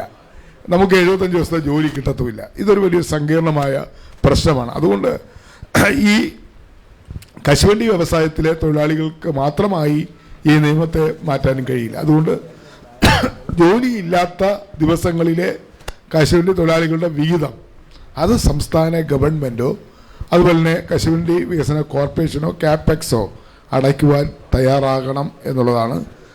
കാരണം ജോലി കൊടുക്കേണ്ടത് സർക്കാരാണ്, അല്ലെങ്കിൽ സ്വകാര്യ മുതലാളിമാരാണ്. മുതലാളിമാർ അവരുടെ വിഹിതം അടയ്ക്കുമെങ്കിലും തൊഴിലാളിയുടെ വിഹിതം അടയ്ക്കില്ല. അപ്പോൾ ഈ വിഹിതം, തൊഴിലാളികൾക്കുള്ള വിഹിതം, അവർക്ക് ജോലിയില്ലെങ്കിൽ അവരുടെ അറ്റൻഡൻസ് ഉയർത്തിക്കൊണ്ടുവരാൻ അവർക്ക് കഴിയുന്നില്ലെങ്കിൽ ESI ആനുകൂല്യം നിഷേധിക്കപ്പെടുകയാണെങ്കിൽ അവിടെ സംസ്ഥാന ഗവൺമെൻറ്റാണ് ആ വിഹിതം അടയ്ക്കാൻ തയ്യാറാകേണ്ടത്.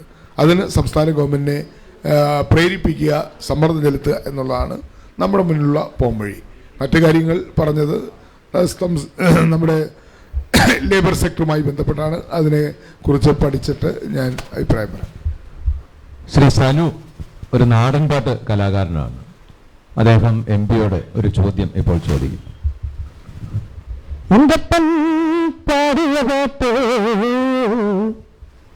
കേട്ടും പാടിച്ചോറാണ്, എന്തമ്മാടിയലാട്ടോ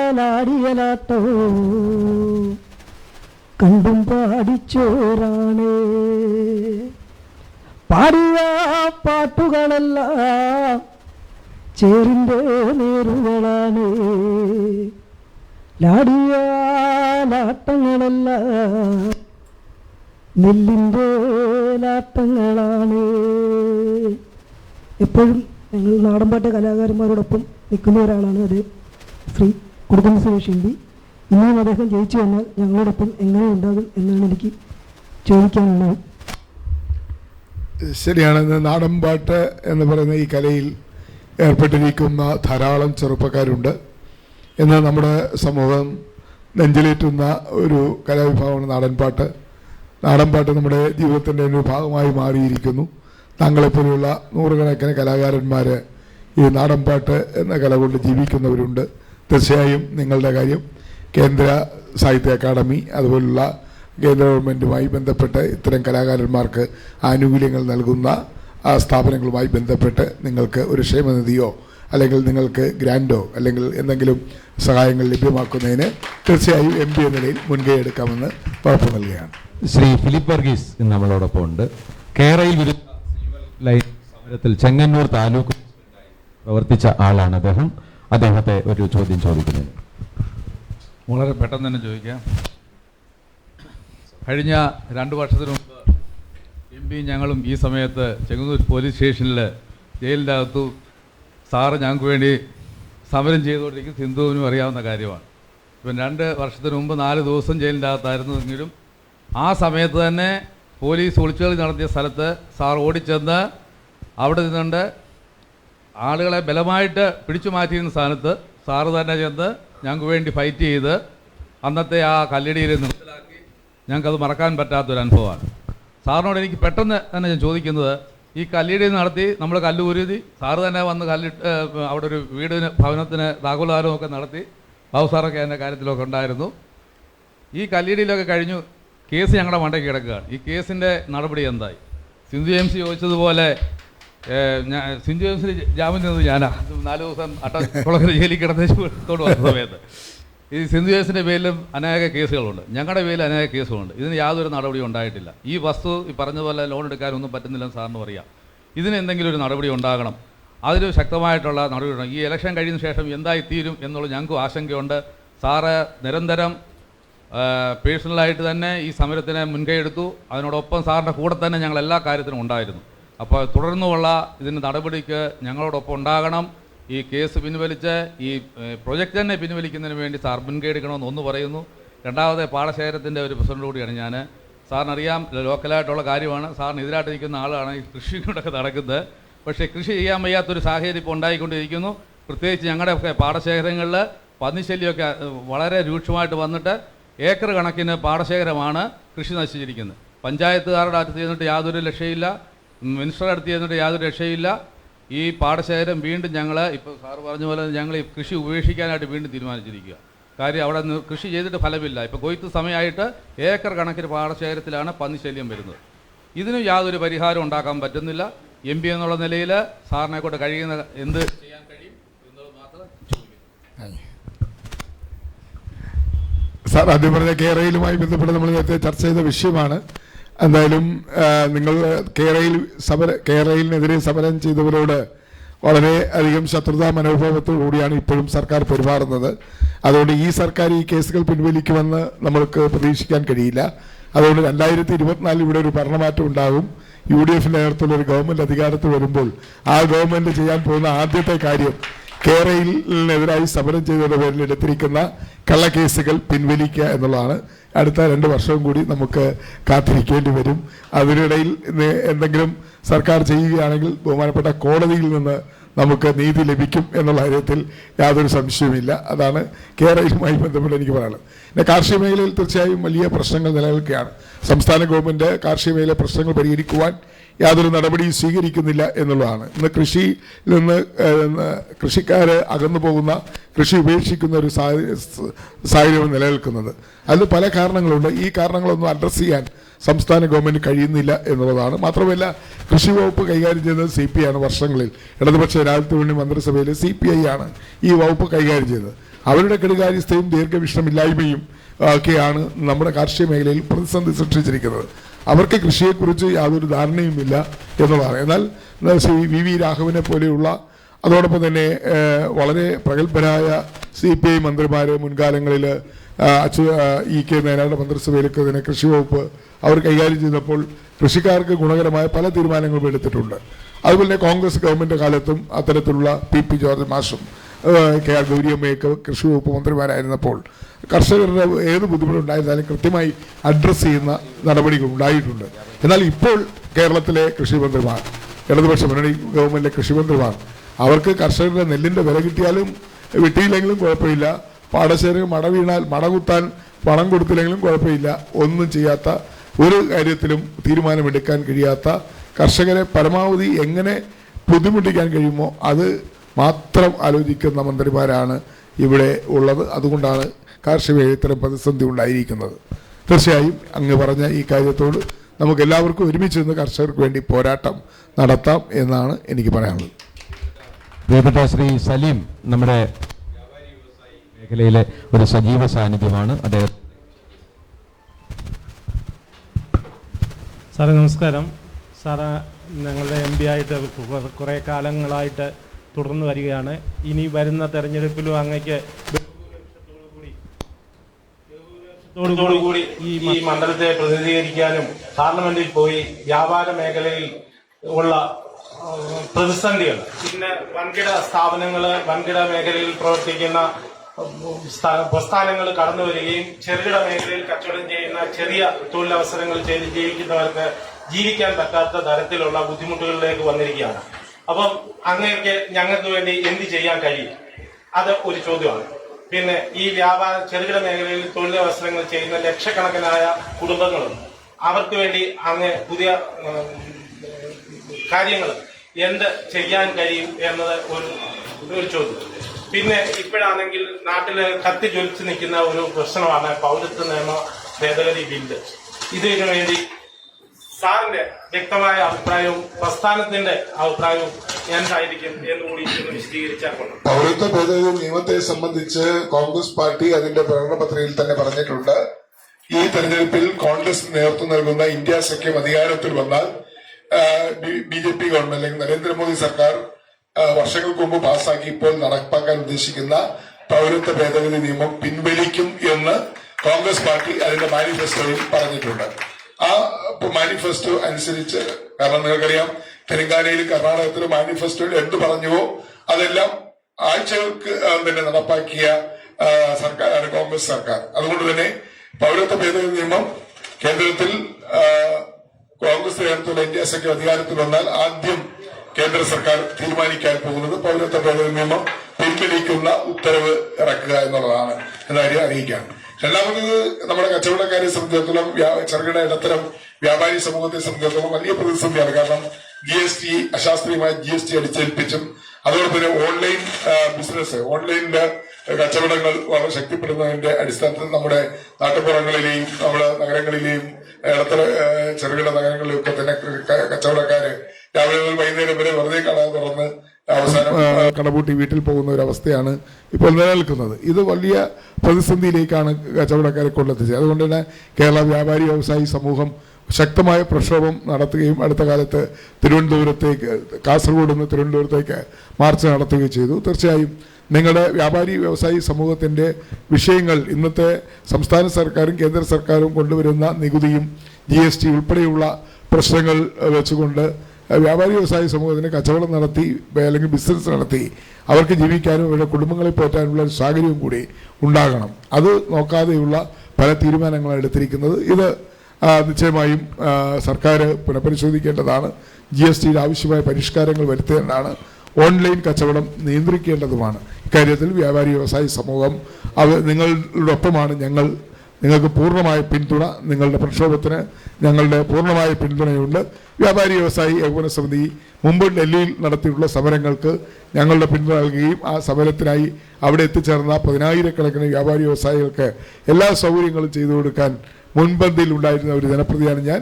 അതുകൊണ്ട് തന്നെ തീർച്ചയായും ഇനിയും വ്യാപാരി വ്യവസായി സമൂഹത്തിൻ്റെ ആവശ്യങ്ങൾ ഉയർത്തിപ്പിടിച്ചുകൊണ്ട് നിങ്ങൾ നടത്തുന്ന പ്രക്ഷോഭത്തിന് എല്ലാ ധാർമ്മികമായ പിന്തുണയും ഞാൻ ഈ അവസരത്തിൽ വാഗ്ദാനം ചെയ്യുകയാണ്.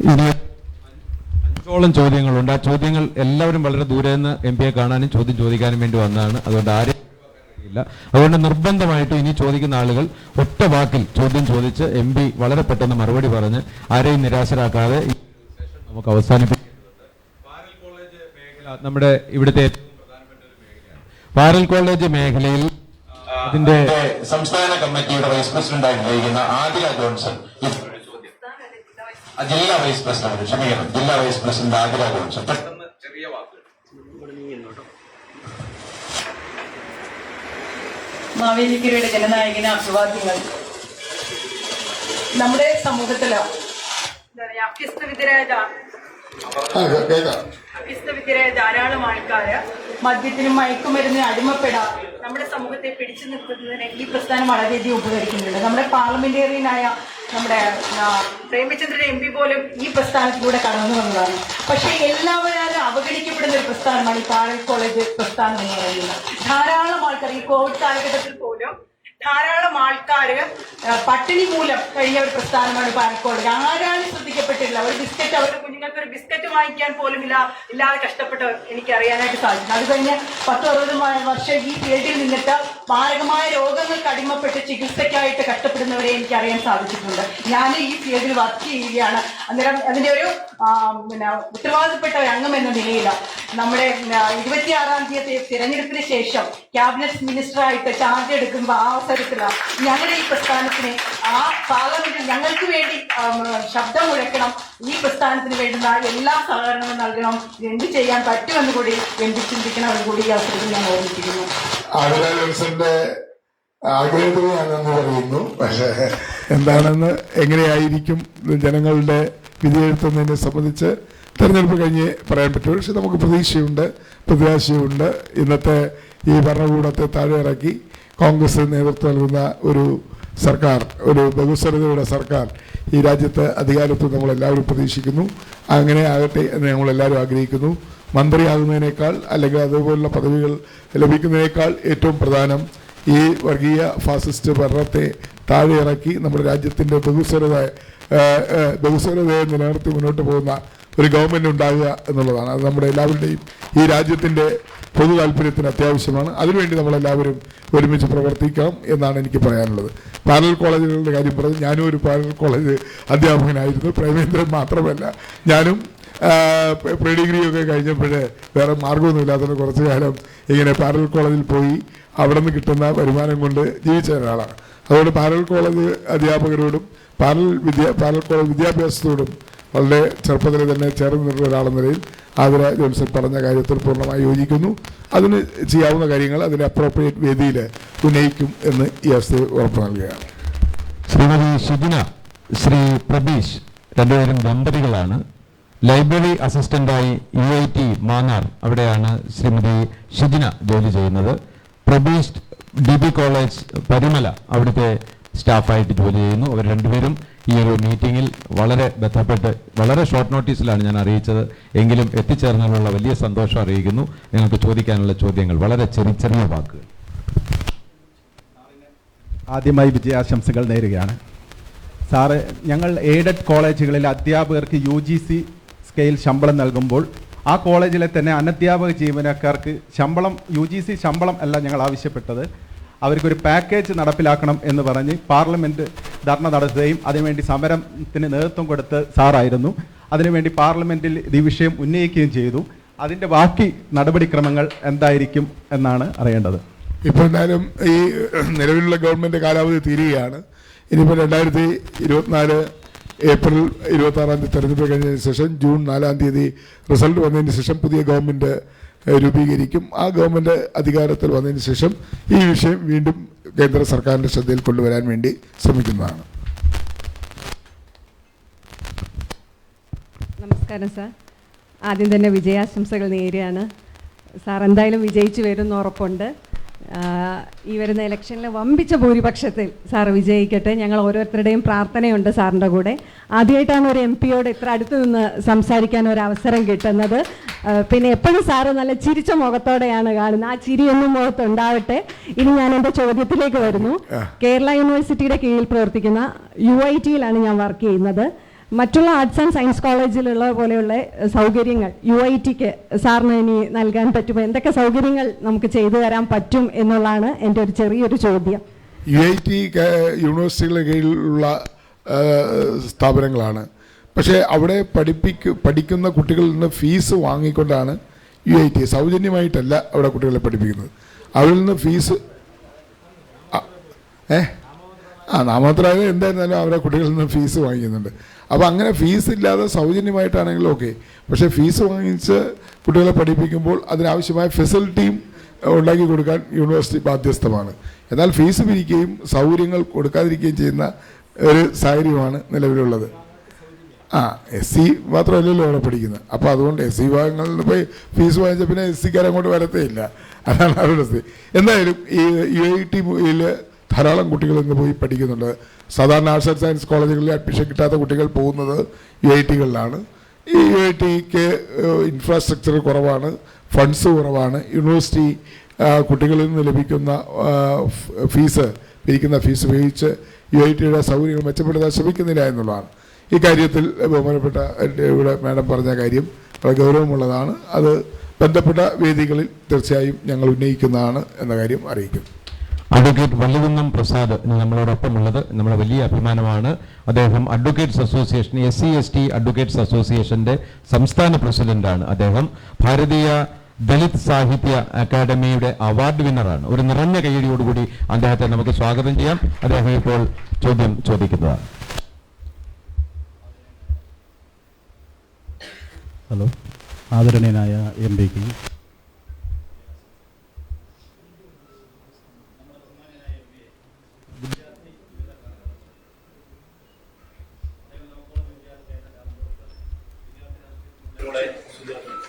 കേരള രാഷ്ട്രീയത്തിലും ഇന്ത്യൻ രാഷ്ട്രീയത്തിലും ഇറങ്ങി നിൽക്കുന്നതാണ് ബഹുമാന്യനായ MP. ഗവൺമെന്റ് ലോ കോളേജ് വിദ്യാർത്ഥിയായിരുന്നപ്പോൾ കേരള പോലീസ് അദ്ദേഹത്തിനെ അതിക്രൂരമായി മർദ്ദിച്ച് ഇരു കൈകളിലും ഇരു കാലുകളിലും പിടിച്ച് പോലീസ് ജീപ്പിന് പുറകിലേക്ക് വലിച്ചെറിഞ്ഞ ആ ചിത്രം കേരള ശബ്ദ വീക്കിലൂടെ മുൻ പേജിൽ വന്ന ആ ചിത്രം ഞാൻ ഇപ്പോൾ ഓർക്കുകയാണ്. പിന്നീട് ഞാൻ അദ്ദേഹത്തെ കുറിച്ച് ഓർക്കുന്നത്, അദ്ദേഹം തിരുവനന്തപുരം ഗവൺമെന്റ് ലോ കോളേജിലെ യൂണിവേഴ്സിറ്റി ലോ കോളേജ് ലോ കോളേജിലെ തെരഞ്ഞെടുപ്പിൽ മത്സരാർത്ഥിയായിരുന്നപ്പോൾ ഞാൻ താമസിച്ച അദ്ദേഹം ഗവൺമെന്റ് ലോ കോളേജിലെ ഹോസ്റ്റൽ വിദ്യാർത്ഥിയായിരുന്നു. ഞാൻ SC/ST ഡിപ്പാർട്ട്മെന്റ് കീഴിലുള്ള വെള്ളാമ്പലത്തെ ഹോസ്റ്റലിലെ വിദ്യാർത്ഥിയായിരുന്നു. അദ്ദേഹം വോട്ട് ചോദിക്കുവാൻ എന്റെ ഹോസ്റ്റൽ വിദ്യാർത്ഥികളെ വോട്ട് ചോദിക്കാൻ വന്നപ്പോൾ അദ്ദേഹത്തോടൊപ്പം വോട്ട് ചോദിക്കുവാൻ പോകാൻ ഒരു അവസരം കിട്ടി. അതിനുശേഷം ഞാൻ കാണുന്നത് ആദ്യമായി MP-ആയി മത്സരിച്ച ശ്രീ കൊടിക്കുന്നിൽ സുരേഷ് ഒരു ജീപ്പിൽ KSU വിദ്യാർത്ഥികളോടും യൂത്ത് കോൺഗ്രസ് പ്രസ്ഥാനത്തിലെ വിദ്യാർത്ഥികളോടും നേതാക്കന്മാരോടൊപ്പം MLA ഹോസ്റ്റൽ, ഞാൻ SC/ST വിദ്യാർത്ഥികൾക്ക് സ്റ്റൈപ്പൻഡ് ലഭിക്കുന്ന ഒരു ആപ്ലിക്കേഷൻ കൊടുക്കുക. ഈ ആപ്ലിക്കേഷൻ കൊടുക്കുക MLA-യുടെ സൈൻ വേണം, അല്ലെങ്കിൽ തഹസിൽദാരുടെ സൈൻ വേണം. അങ്ങനെ MLA ഹോസ്റ്റലിൽ സൈൻ വാങ്ങാൻ സന്ധ്യയ്ക്ക് ഒരു 7 മണി 8 മണി സമയത്ത് നിൽക്കുമ്പോൾ വിജയശ്രീലാകുന്നതിനായി കോൺഗ്രസിന്റെ MP-ആയി ആദ്യമായി തെരഞ്ഞെടുക്കപ്പെട്ട YSU നേതാവ് ശ്രീ കൊടിക്കുന്നിൽ സുരേഷ് തന്റെ സഹപ്രവർത്തകരോടൊപ്പം മുദ്രാവാക്യം മുടക്കിക്കൊണ്ട് ASU സിന്ദാബാദ്, കോൺഗ്രസ് പാർട്ടി സിന്ദാബാദ്, യൂത്ത് കോൺഗ്രസ് സിന്ദാബാദ് മുടക്കിക്കൊണ്ട് ശ്രീ കൊടിക്കുന്നിൽ സുരേഷിന്റെ ജീപ്പിന്റെ മുന്നിൽ KSU-ന്റെയും കോൺഗ്രസിന്റെ നേതാക്കന്മാരെ ആ സീൻ ഞാൻ കാണുന്നു. പിന്നീട് ഇങ്ങോട്ട് ശ്രീ കൊടിക്കുന്നിൽ സുരേഷൻ വിജയത്തിന്റെ ഒരു മുന്നേറ്റമായി കേരള സമൂഹത്തിലും ഇന്ത്യൻ സമൂഹത്തിലും നമ്മുടെ ഒക്കെ പ്രതീക്ഷയായി നമ്മുടെയൊക്കെ മനസ്സുകളിൽ ജാതി മത വർഗ വർണ്ണ വ്യത്യാസങ്ങളില്ലാതെ നമ്മുടെ പ്രിയപ്പെട്ട നേതാവിനെ, നമ്മുടെ പ്രിയപ്പെട്ട MP-യെ നമ്മുടെ മണ്ഡലത്തിലും നമ്മുടെ സംസ്ഥാനത്തിലും നമ്മുടെ രാജ്യത്താകമാനം നമ്മുടെ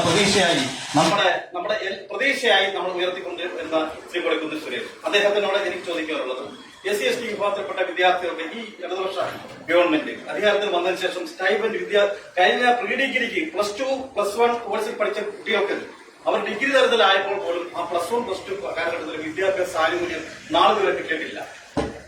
+1 +2 പഠിച്ചിരുന്ന കാലഘട്ടത്തിൽ വിദ്യാഭ്യാസ ആനുകൂല്യം നാളിതുവരെ ഡിഗ്രിക്ക് പഠിക്കുന്ന കുട്ടികൾക്ക് കിട്ടുന്നില്ല. അങ്ങനെ പന്തളം NSS കോളേജിൽ BA-ക്ക് ചേർന്ന 1-2 കുട്ടികൾ അവർക്ക് വിദ്യാഭ്യാസ ആനുകൂല്യം ലഭിക്കാത്തതുകൊണ്ട് ബസ്സിൽ പോയി വരാൻ വണ്ടിക്കൂലി ഇല്ലാത്തതുകൊണ്ട് പഠനം ഉപേക്ഷിക്കുന്നു.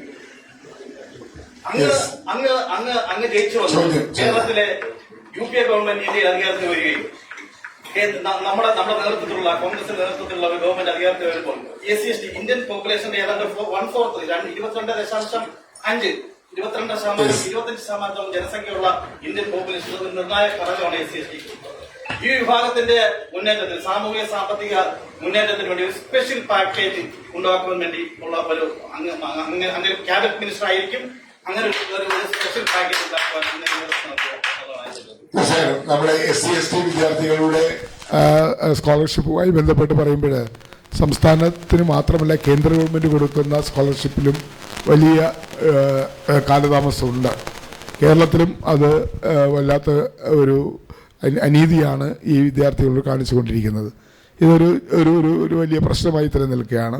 നമ്മുടെ പെൻഷൻകാർക്ക് 7 മാസത്തെ പെൻഷൻ 8 മാസത്തെ പെൻഷൻ കൊടുക്കാനുണ്ട് എന്ന് പറയുന്നത് പോലെ തന്നെ കേരളത്തിൻ്റെ പൊതുസമൂഹം ഇപ്പോൾ പെൻഷൻകാരുടെ വിഷയം അല്ലെങ്കിൽ വിവിധ ക്ഷേമ പെൻഷനുകൾ കൊടുക്കാത്തതിൻ്റെ കാര്യങ്ങളെ സംബന്ധിച്ച് കേരളത്തിൻ്റെ മാധ്യമങ്ങളും പൊതുസമൂഹവും ചർച്ച ചെയ്യുന്നുണ്ട്. എന്നാൽ SC/ST വിദ്യാർത്ഥികൾക്ക് 8 മാസം 9 മാസത്തെ അവരുടെ ഫീസ് സ്റ്റൈപ്പൻഡ് കിട്ടുന്നില്ല, ലെപ്സൈൻഡ് കിട്ടുക, സ്കോളർഷിപ്പ് കിട്ടുന്നില്ല. അതുകൂടെ ചർച്ച ചെയ്യപ്പെടുന്നില്ല എന്നുള്ളതാണ്. 3 വർഷം 2 വർഷം 3 വർഷമായി അവർക്ക് കിട്ടുന്നില്ല. അത് നമ്മുടെ സമൂഹം ചർച്ച ചെയ്യുന്നില്ല, അതാരും ഉയർത്തിക്കൊണ്ട് വരുന്നില്ല. പക്ഷേ എന്ന് വെച്ച് ഈ ക്ഷേമ പെൻഷനുകൾ അതും അതിനോടൊപ്പം തന്നെ ഈക്വലി ഇമ്പോർട്ടൻസ് ആണ് SC/ST കുട്ടികൾക്ക് 2, 2.5, 3 വർഷമായി അവർക്ക് ലഭിക്കേണ്ട സ്കോളർഷിപ്പ് കിട്ടാതിരിക്കുന്നത്. അത് തീർച്ചയായും ഇന്ന് കേരളത്തിലെ വലിയ പ്രതിസന്ധിയാണ് ഈ വിഭാഗത്തിലുള്ള കുട്ടികളുടെ പഠനവുമായി ഉണ്ടായിരിക്കുന്നത്. ഇത് നമ്മുടെ കേരളത്തിൻ്റെ പൊതുസമൂഹം ഏറ്റെടുക്കേണ്ട വലിയൊരു വിഷയം തന്നെയാണ്. ഇക്കാര്യത്തിൽ പാർലമെൻറ്റിൽ നമ്മൾ പലവട്ടം ഈ വിഷയം ഉന്നയിച്ചതാണ്. കേന്ദ്ര സർക്കാരും ഈ സ്കോളർഷിപ്പ് കൊടുക്കുന്ന കാര്യത്തിൽ വലിയ വീഴ്ചകൾ വരുത്തുന്നുണ്ട്.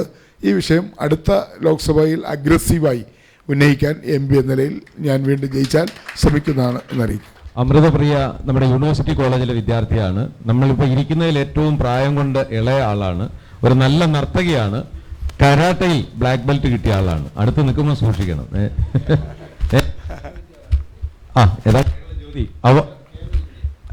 അവാർഡ് കിട്ടിയിട്ടുള്ള ആളാണ്. ആദ്യം തന്നെ മാവേലിക്കരയുടെ വികസന നായകൻ, ജനനായകനായിട്ടുള്ള ഏറെ പ്രിയപ്പെട്ട MP-ക്ക് അഭിവാദ്യങ്ങൾ അർപ്പിച്ചുകൊള്ളുന്നു. അപ്പം എന്നെ സംബന്ധിച്ച് കുഞ്ഞുനാൾ മുതലേ കണ്ടു വളർന്നൊരു MP-യാണ്. കുന്നത്തൂരിൻ്റെ എല്ലാ വികസന പ്രവർത്തനങ്ങൾക്കും മുമ്പിട്ടിറങ്ങി നിന്ന് പ്രവർത്തിച്ചൊരു വ്യക്തിത്വം. അപ്പം വളരെ ആദരവോടെ കാണുന്ന ഒരു വ്യക്തിത്വമാണ് പ്രിയപ്പെട്ട MP. നമുക്ക് യുവത്വത്തിനൊക്കെ ഒരു പ്രചോദനമാണ് MP. അപ്പം ഇവിടെ നിന്ന് സംസാരിക്കുമ്പോൾ തന്നെ വളരെ അഭിമാനം തോന്നുന്നു. അപ്പം എൻ്റെ ചോദ്യം എന്താണെന്ന് വെച്ചാൽ, നമുക്കറിയാം കേരള യൂണിവേഴ്സിറ്റിയുടെ കീഴിലുള്ള ഒരു കലാലയത്തിൽ പഠിക്കുന്ന വ്യക്തിയാണ് ഞാൻ.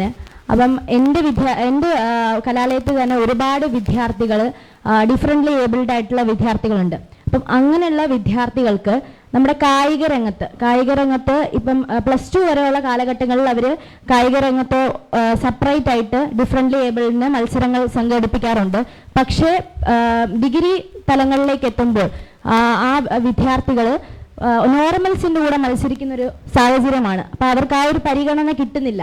അപ്പം അതിന് MP-യുടെ ഭാഗത്തു നിന്ന് എന്ത് ശബ്ദമുയർത്തി എന്ത് ഇതാണ് ഉണ്ടാകുന്നതെന്ന് അറിയണം. അതുപോലെ തന്നെ മറ്റൊരു ക്വസ്റ്റ്യൻ എനിക്ക് ചോദിക്കാനുള്ളത്, നമുക്കറിയാം ഇന്ന് ഞാനൊരു വിദ്യാർത്ഥി എന്ന നിലയിൽ ഒരു കലാലയത്തിൽ പഠിക്കുമ്പോൾ വളരെയധികം പേടിക്കുന്നൊരു കാര്യമാണ്, പേടിക്കുന്നൊരു സാഹചര്യമായിട്ട് മാറുകയാണ്. കാരണം ഒരു വിദ്യാർത്ഥി സംഘടനയെ സംബന്ധിച്ച് വിദ്യാർത്ഥികളുടെ ശബ്ദമായിട്ട് പ്രവർത്തിക്കുന്നതാണ് കലാലയ രാഷ്ട്രീയം. പക്ഷെ ആ ഒരു കലാലയ രാഷ്ട്രീയത്തിൽ SFI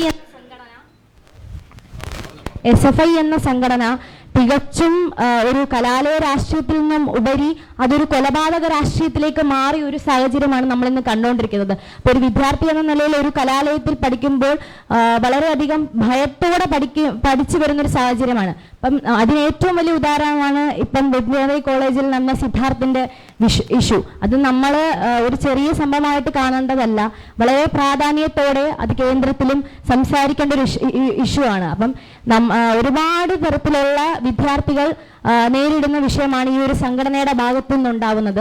അപ്പം ഇതിനെതിരെ പ്രിയപ്പെട്ട MP സംസാരിച്ചിട്ടുണ്ട്. ഇനിയും MPയുടെ ഭാഗത്തു നിന്ന് ഈ ഒരു സംഘടനയ്ക്കെതിരെ, ഈ ഒരു കൊലപാതക രാഷ്ട്രീയം നടത്തുന്ന സംഘടനയ്ക്കെതിരെ സംസാരിക്കുമെന്ന് വിശ്വസിച്ചുകൊള്ളുന്നു. അതുപോലെ ഈ ഡിഫറൻ്റ്ലി ഏബിളായിട്ട്. അപ്പോൾ ഈ ഒരു 2 ക്വസ്റ്റ്യൻ ആണ്. 2 കാര്യങ്ങളും വളരെ പ്രധാനപ്പെട്ട 2 ചോദ്യങ്ങളാണ്. തീർച്ചയായും ഇതിനെ സംബന്ധിച്ച് നമുക്ക് എല്ലാവർക്കും ഒരേ അഭിപ്രായമാണുള്ളത്.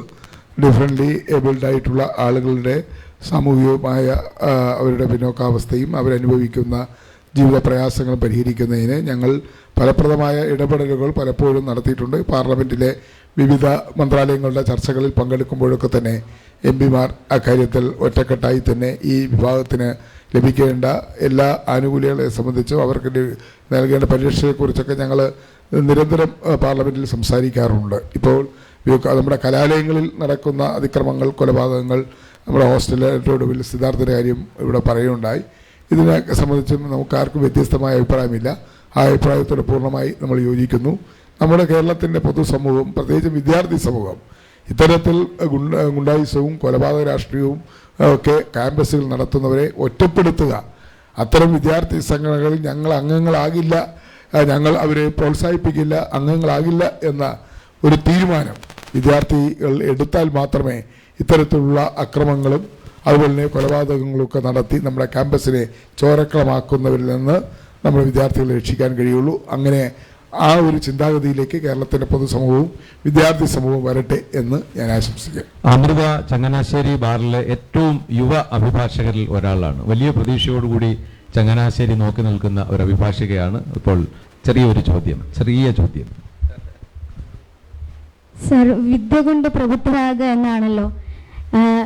എനിക്ക് ഉറപ്പായിട്ടും പറയാൻ പറ്റും. കാരണം വിദ്യാർത്ഥികൾക്ക് കക്ഷി രാഷ്ട്രീയം വരുന്ന ഒരുപാട് സഹായങ്ങൾ ചെയ്യുന്ന ഒരു വ്യക്തിയാണ് MP. അതിന് ഉദാഹരണം ഞാൻ തന്നെയാണ്. സാറിൻ്റെ ഒരു ഒറ്റ ഫോൺ കോളിൽ സുപ്രീം കോർട്ട് ഓഫ് ഇന്ത്യയിൽ ഇന്റേൺഷിപ്പ് ചെയ്ത വ്യക്തിയാണ് ഞാൻ. അപ്പോൾ എൻ്റെ ചോദ്യം, ഞാൻ ഗവൺമെന്റ് ലോ കോളേജ് കോഴിക്കോടാണ് പഠിച്ചത്.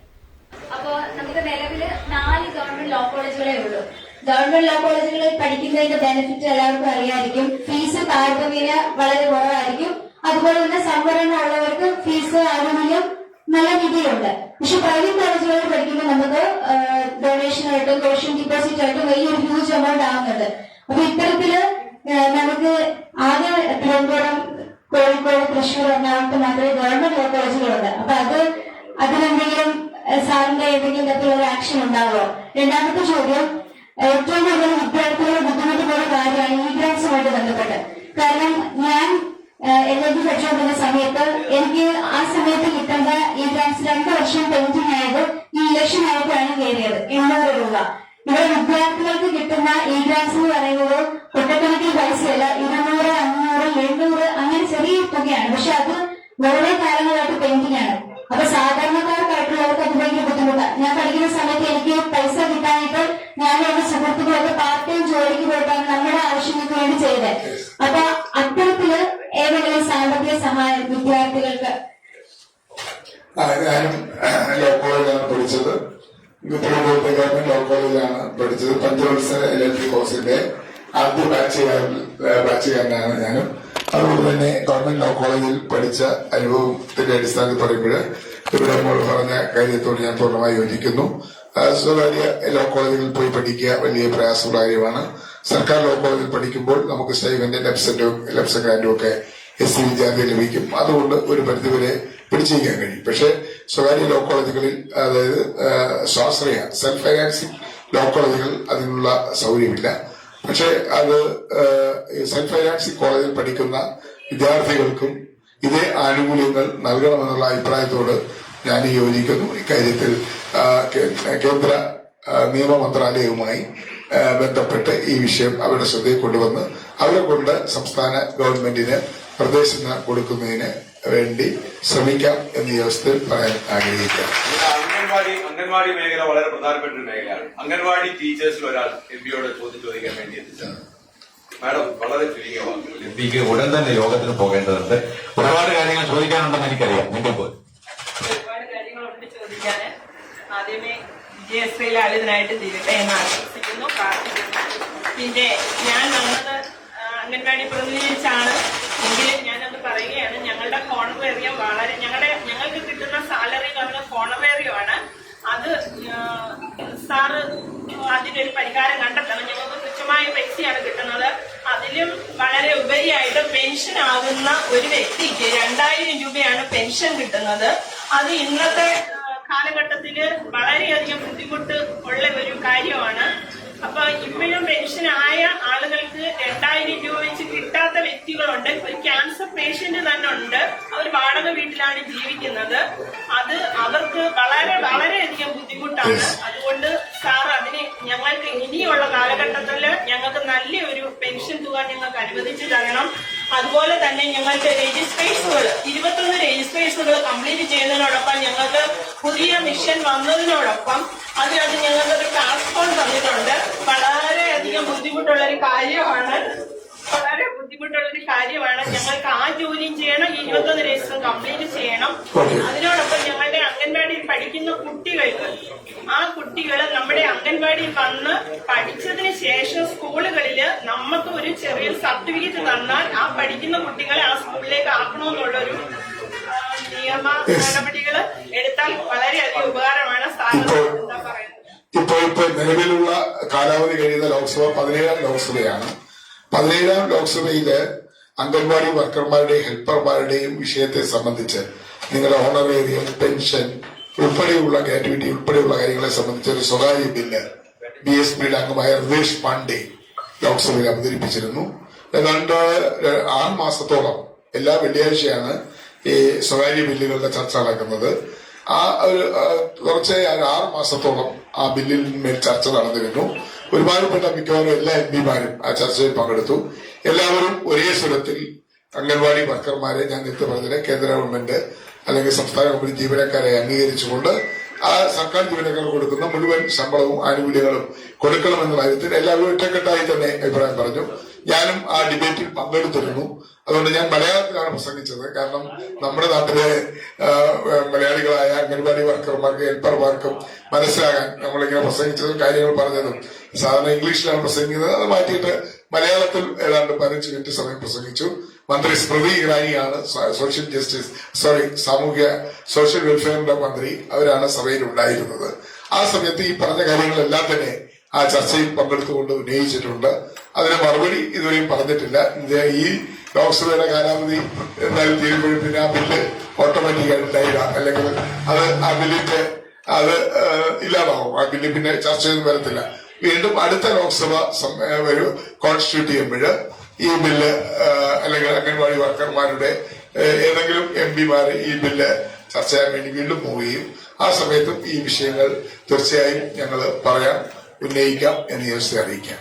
ഒരൊറ്റ ചോദ്യം കൂടി മാത്രമേ ഉള്ളൂ. അതോടുകൂടി ഈ സെഷൻ നമുക്ക് അവസാനിപ്പിക്കാം. ഈ ഒരു മീറ്റിംഗ് വളരെ ഫലപ്രദമായ ഒരു മീറ്റിംഗ് ആയിരുന്നു. ഇവിടെ വന്നിരുന്നത് മാവേലിക്കര പാർലമെന്റ് കോൺസ്റ്റിറ്റ്യുവൻസിയിലെ ഒരു ക്രോസ് സെക്ഷൻ ആയിരുന്നു. എല്ലാ മേഖലയിൽ നിന്നും അംഗൻവാടി ടീച്ചേഴ്സ് ഉണ്ടായിരുന്നു, വിദ്യാർത്ഥികൾ ഉണ്ടായിരുന്നു, ഡോക്ടേഴ്സ് ഉണ്ടായിരുന്നു, അഡ്വക്കേറ്റ്സ് ഉണ്ടായിരുന്നു, വിദ്യാഭ്യാസ വിചക്ഷണന്മാരുണ്ടായിരുന്നു, കർഷകരുണ്ടായിരുന്നു, നമ്മുടെ കശുവണ്ടി തൊഴിലാളി മേഖലയിൽ നിന്നുള്ള ആളുകളുണ്ടായിരുന്നു, കേരളീയ സമരത്തിന്റെ ആളുണ്ടായിരുന്നു, പാടശേഖര സമിതിയുമായി ബന്ധപ്പെട്ട ആളുകളുണ്ടായിരുന്നു. ചുരുക്കത്തിൽ മാവേലിക്കരയോട് മൊത്തം സംസാരിക്കുന്നത് പോലെ ആ മാവേലിക്കരയോട് ഒരു ക്രോസ് സെക്ഷനോട് സംസാരിച്ചത്. ഏറ്റവും വലിയ സന്തോഷം കുരുകേഷ് മാത്യു സാർ നമ്മളോടൊപ്പം ഇവിടെ എത്തിച്ചേർന്നു എന്നുള്ളതാണ്. ഒരു കാലത്ത് ഈ നാട്ടിലെ ജനങ്ങളെ ത്രസിപ്പിച്ച ഫുട്ബോൾ മാന്ത്രികനായിരുന്നു കുരുകേഷ് മാത്യു സാർ. അദ്ദേഹം ഇന്ന് ഈ യോഗത്തിൽ നമ്മളോടൊപ്പം സംബന്ധിക്കുന്നതിലുള്ള വലിയ സന്തോഷം അറിയിക്കുന്നു. ആ ആലപ്പുഴ DCCയുടെ പ്രസിഡന്റ് ബാബു പ്രസാദ് സാർ ആദ്യം മുതൽ തന്നെ ഈ മീറ്റിംഗിൽ പങ്കെടുക്കുകയും വളരെ ശാന്തതയോടുകൂടി തിരക്കൊന്നും പിടിക്കാതെ ഈ പരിപാടി വീക്ഷിച്ചുകൊണ്ട് വരുന്നതിലുള്ള വലിയ സന്തോഷവും അഭിമാനവും ഈ അവസരത്തിൽ ഞാൻ വളരെ സ്നേഹത്തോടു കൂടി അറിയിക്കുന്നു. ഒരൊറ്റ ചോദ്യം, അത് നമ്മുടെ ന്യൂനപക്ഷങ്ങളുമായി ബന്ധപ്പെട്ട ഒരു പ്രധാനപ്പെട്ട ഒരു വിഷയത്തെക്കുറിച്ചുള്ള ആ ഒരു ചോദ്യം. അതിനുശേഷം നിങ്ങളുടെ താങ്ക്സ് പറയാൻ അവസരം കിട്ടില്ല, എല്ലാവരും എഴുന്നേറ്റ് പോകുന്നതുകൊണ്ട് അത് പറഞ്ഞ് അവസാനിപ്പിക്കുകയാണ് ചെയ്തത്. അതിനുശേഷം ഒരു ഫോട്ടോ സെഷൻ ഉണ്ട്. നിങ്ങൾ എല്ലാവരും ചേർന്ന് MP-ക്കൊപ്പം നിൽക്കുന്ന ഒരു ഫോട്ടോ സെഷനും കൂടെ കഴിഞ്ഞ് നിങ്ങൾ പോകാവൂ എന്ന് വിനീതമായിട്ട് ഈ അവസരത്തിൽ അഭ്യർത്ഥിക്കുന്നു. നമ്മുടെ പ്രിയപ്പെട്ട ന്യൂനപക്ഷ വിഷയങ്ങളെ കുറിച്ചുള്ള ഒരു ചോദ്യവുമായി ശ്രീ ജോജി അയ്യപ്പ് മാത്യു ഇപ്പോൾ വേദിയിലേക്ക്. MP-യുമായിട്ട് ഒരു 30 വർഷത്തെ പരിചയം ഉണ്ട്. 30 വർഷം മുമ്പ് KSUവിന്റെ ജനറൽ സെക്രട്ടറി ആയിരുന്ന സമയത്ത് ഞാൻ അടക്ക കോളേജിന്റെ യൂണിറ്റ് സെക്രട്ടറി ആയിരുന്നു. ഒന്ന് യൂണിയൻ ഭാരവാഹിയായിരുന്നു. 96 ജെ ജോസഫ് കുട്ടനാട്ടിൽ മത്സരിക്കുമ്പോൾ ഒരുമിച്ചൊക്കെ പ്രവർത്തിക്കാനായിട്ടുള്ള അവസരം, ക്യാമ്പയിനൊക്കെ പോകാനായിട്ടുള്ള അവസരങ്ങളുണ്ടായി. ന്യൂനപക്ഷ സംബന്ധമായിട്ടുള്ള ഒരു ചോദ്യങ്ങൾക്ക് വേണ്ടി പെന്തക്കോസ്റ്റ് കൗൺസിൽ ഓഫ് ഇന്ത്യയുടെ മെമ്പറാണ്, കൗൺസിൽ മെമ്പർ കൂടിയാണ്. ആ നിലയിൽ ന്യൂനപക്ഷങ്ങൾ വളരെ ആശങ്കയോടെ ജീവിക്കുന്ന ഒരു കാലഘട്ടത്തിലാണ് ഈ കഴിഞ്ഞ 10 വർഷം ഇന്ത്യ മുന്നോട്ട് പോയത്. ആ സമയങ്ങളിലൊക്കെ പ്രിയ ഇവിടുത്തെ MP ശ്രീ കൊടിക്കുന്നിൽ സുരേഷ് വിവിധ നിലയിൽ ഈ കാര്യങ്ങളൊക്കെ ഇടപെടാനായിട്ട് കഴിഞ്ഞ കാലം കഴിഞ്ഞിട്ടുണ്ട്. എന്നാൽ ഇപ്പോഴും വളരെ ആശങ്കയോടുകൂടിയാണ് നോർത്തിന്ത്യയിലൊക്കെ സുവിശേഷ പ്രവർത്തകരും അല്ലെങ്കിൽ ന്യൂനപക്ഷ സഭാ വിഭാഗങ്ങളിൽപ്പെട്ടവരൊക്കെ പ്രവർത്തിക്കുന്നത്. ആ നിലയിൽ ഒരു വലിയ ഇടപെടൽ ഉണ്ടായെങ്കിൽ മാത്രമേ അവർക്ക് സ്വതന്ത്രമായിട്ട് ഇന്ത്യൻ മതേതരത്വവും ഇന്ത്യൻ ഭരണഘടനയും ഒക്കെ ഉയർത്തിപ്പിടിക്കുന്ന ആ സ്വാതന്ത്ര്യം നിലനിർത്തി അതിനുവേണ്ടിയുള്ള ഒരു വലിയ ഇടപെടൽ ഉണ്ടായെങ്കിൽ മാത്രമേ കഴിയുകയുള്ളൂ. അതിനുവേണ്ടി MP-യുടെ ഭാഗത്തുനിന്നും തീർച്ചയായിട്ടും ഉണ്ടാകണം. കഴിഞ്ഞ 75 ദിവസം കൊണ്ട് 161 കേസുകളാണ് ന്യൂനപക്ഷങ്ങൾക്കെതിരെ നോർത്ത് ഇന്ത്യയിലൊക്കെ ഉണ്ടായിരിക്കുന്നത്. അത് വലിയൊരു ആശങ്കയാണ്. ഉണ്ടാകണമെന്ന് മാത്രം പറഞ്ഞുകൊണ്ട് ഞാൻ സാർ പറഞ്ഞ കാര്യത്തോട് ഞാൻ പൂർണ്ണമായി യോജിക്കുന്നു. കഴിഞ്ഞ 17 ലോക്സഭയിൽ ഞങ്ങളുടെ പ്രദേശം MP എന്ന നിലയിൽ എന്റെ ഇടപെടലുകൾ എടുത്തു നോക്കിയാൽ ഏറ്റവും കൂടുതൽ ന്യൂനപക്ഷ വിഭാഗങ്ങൾക്ക് വേണ്ടിയുള്ള ശക്തമായ ഇടപെടലുകളാണ് നടത്തിയിട്ടുള്ളത്. മാത്രമല്ല ക്രിസ്ത്യൻ മിഷണറിമാർ വടക്കേ ഇന്ത്യയില് അനുഭവിക്കുന്ന ബുദ്ധിമുട്ടുകൾ, അവർക്കെതിരെയുള്ള കടന്നാക്രമണങ്ങൾ, അവരെ പലതരത്തിൽ പീഡിപ്പിക്കുന്ന വിഷയങ്ങളാണ് MP ഞാൻ കൂടുതൽ ഉന്നയിച്ചിട്ടുള്ളത്. വടക്കേ ഇന്ത്യയിൽ എവിടെ പാസ്റ്റർമാരോ അല്ലെങ്കിൽ കന്യാസ്ത്രീമാരോ അതല്ലെങ്കിൽ വൈദികരോ ഒക്കെ ആക്രമിക്കപ്പെടുകയാണെങ്കിൽ, അവരുടെ സ്ഥാപനങ്ങൾ ആക്രമിക്കപ്പെടുകയാണെങ്കിൽ, അവരെ ഏതെങ്കിലും തരത്തിൽ പീഡിപ്പിക്കപ്പെടുകയാണെങ്കിൽ മറ്റൊന്നും വളരെ കൃത്യമായി തന്നെ അക്കാര്യത്തിൽ ഇടപെടുകയും പാർലമെന്റിൽ 0 ഓവറിലോ അല്ലെങ്കിൽ സഫീഷ്യനായിട്ടോ ഉന്നയിച്ച് കേന്ദ്ര സർക്കാരിന്റെ ശ്രദ്ധയിൽ കൊണ്ടുവന്നിട്ടുണ്ട്. തുടർന്നും ന്യൂനപക്ഷങ്ങൾ എവിടെയൊക്കെ പീഡിപ്പിക്കപ്പെടുന്നുവോ അവിടെയൊക്കെ ഒരു വിട്ടുവീഴ്ചയും ഇല്ലാത്ത സമീപനം സ്വീകരിക്കും. പ്രത്യേകിച്ചും മിഷണറി പ്രവർത്തനങ്ങളുമായി ബന്ധപ്പെട്ട് വടക്കേ ഇന്ത്യയിലാകമാനം സേവനമനുഷ്ഠിക്കുന്ന നമ്മുടെ മലയാളികളായ പാസ്റ്റർമാരും വൈദികരും കന്യാസ്ത്രീമാരും ഒക്കെയാണ്. അവരെ സംഘപരിവാറും അതുപോലുള്ള തീവ്രവാദികളായ ചില സംഘടനകളും നടത്തിക്കൊണ്ടിരിക്കുന്ന ആക്രമണങ്ങൾ ഒരു കാരണവശാലും ഒരു മതേതര രാജ്യത്ത് അംഗീകരിക്കാൻ കഴിയുന്നതല്ല. അതുകൊണ്ട് എല്ലാ പിന്തുണയും ഈ പറയുന്ന പാസ്റ്റർമാർക്കും അതുപോലെ തന്നെ മിഷണറി പ്രവർത്തകർക്കും ഞങ്ങളുടെ ഭാഗത്തുണ്ടാകും. അത് ഇനിയും ഉണ്ടാകുമെന്ന് ഞാൻ പറയുന്നു. പിന്നെ ഇതിനൊക്കെ ഒരു പരിഹാരം എന്ന് പറയുന്നത് കേന്ദ്രത്തിൽ ഒരു മതനിരപേക്ഷ ഗവൺമെന്റ് അധികാരത്തിൽ വരിക എന്നുള്ളതാണ്. അത് കോൺഗ്രസ് നേതൃത്വം നൽകിയുള്ള ഇന്ത്യ സഖ്യം അങ്ങനെ ഒരു മതനിരപേക്ഷ ഗവൺമെന്റ് വരാൻ വേണ്ടിയുള്ള വലിയ പരിശ്രമം നടത്തിക്കൊണ്ടിരിക്കുകയാണ്. എല്ലാ അഭിപ്രായ വ്യത്യാസങ്ങളും മാറ്റിവെച്ചുകൊണ്ട് ഇന്ത്യയിലെ മുഴുവൻ പ്രതിപക്ഷ കക്ഷികളെയും ഒരുമിപ്പിച്ച് നിർത്തിക്കൊണ്ട് ഈ BJP-യുടെ നേതൃത്വത്തിലുള്ള ഗവൺമെന്റിനെ ഏത് വിധേനയും താഴെ ഇറക്കി നമ്മുടെ രാജ്യത്തിന്റെ ജനാധിപത്യവും മതേതര മൂല്യങ്ങളിൽ വിശ്വസിക്കുന്ന ഒരു ഗവൺമെന്റിനെ തിരിച്ചു കൊണ്ടുവരാനുള്ള ഭഗീരഥമായ പ്രയത്നത്തിലാണ് കോൺഗ്രസ് പാർട്ടിയും അതിന്റെ ദേശീയ നേതൃത്വം. അതിൽ ഒപ്പം നമുക്ക് ചേരാം എന്ന് പറഞ്ഞുകൊണ്ട് എല്ലാ ചോദ്യങ്ങൾ ചോദിച്ചവരോടും നന്ദി രേഖപ്പെടുത്തുന്നു. നന്ദി, നമസ്കാരം. ഇരിക്കുന്ന ആളുകളോടുള്ള നമ്മുടെ വലിയ ബഹുമാനം നമുക്കറിയാം. MP-യുടെ വലിയ തിരക്കുകൾക്കിടയിലാണ് 2 മണിക്കൂർ നിങ്ങൾക്ക് വേണ്ടി മാറ്റിവെച്ചിരിക്കുന്നത്. നിങ്ങൾ എത്രമാത്രം ആദരവോടുകൂടിയാണ് MP കാണുന്നത് എന്നുള്ളതാണ് അതിൽ നിന്ന് മനസ്സിലാക്കുന്നത്. തീർച്ചയായിട്ടും MP-യുടെ വിജയത്തിന് വേണ്ടി നിങ്ങളുടെ കഠിനമായ പരിശ്രമം ഈ അവസരത്തിൽ ഉണ്ടാകണം. ഓരോ സ്ഥലത്തും MP-യുടെ അംബാസിഡർമാരായി ഈ ഒരു ഇലക്ഷൻ മേഖലയിൽ നിങ്ങളുടെ സജീവമായ സാന്നിധ്യവും ഇടപെടലുകളും ഉണ്ടാകണം എന്ന് വിനീതമായി അഭ്യർത്ഥിച്ചുകൊണ്ട് നമ്മുടെ ഈ സംവാദം നമുക്ക് അവസാനിപ്പിക്കാം. വേദിയിലേക്ക് കടന്നുവന്ന് MP-യോടൊപ്പം ഒരു ഫോട്ടോ സെഷനിൽ കൂടി പങ്കെടുത്തിട്ട് മാത്രമേ നിങ്ങൾ പോകാവൂ എന്ന് സ്നേഹത്തോടുകൂടി ഓർമ്മിപ്പിക്കുന്നു. ഒറ്റയ്ക്ക് MP-യോടൊപ്പം ഫോട്ടോ എടുക്കേണ്ടവർക്കും അതിനുള്ള അവസരങ്ങൾ ഉണ്ടാവുന്നതാണ്.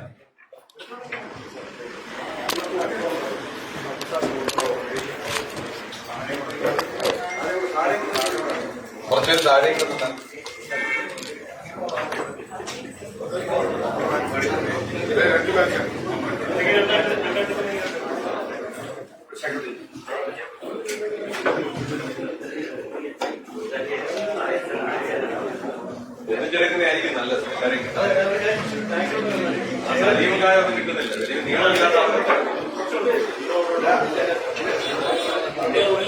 പ്രസാദ് സാറും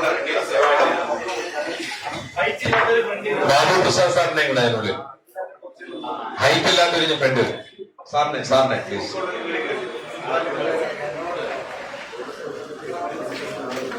സാറേ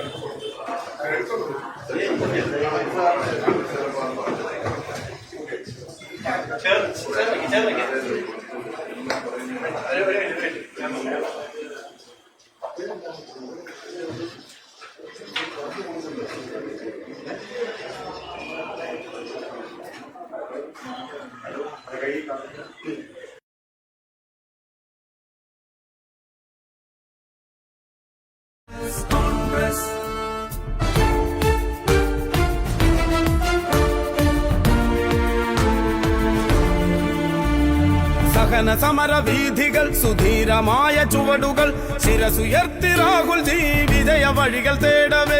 സഹന സമര വീഥികൾ സുധീരമായ ചുവടുകൾ ശിരസുയർത്തി രാഹുൽ ജി വിജയ വഴികൾ തേടവേ. കാത്തുവെച്ച പൈതൃകം മതേതരത്വ സംസ്കൃതി കൃഷ്ണമണികൾ പോലെ ഞങ്ങൾ ഹൃത്തടത്തിലേറ്റിടാം. കാത്തുവെച്ച പൈതൃകം മതേതരത്വ സംസ്കൃതി കൃഷ്ണമണികൾ പോലെ ഞങ്ങൾ ഹൃത്തടത്തിലേറ്റിടാം. കോൺഗ്രസാണു ഭാരതത്തിൻ മധ്യകോടി നെഞ്ചിലേറ്റി ചോര നൽകി ജീവനേകി കാത്തുവെച്ച സാന്ത്വനം.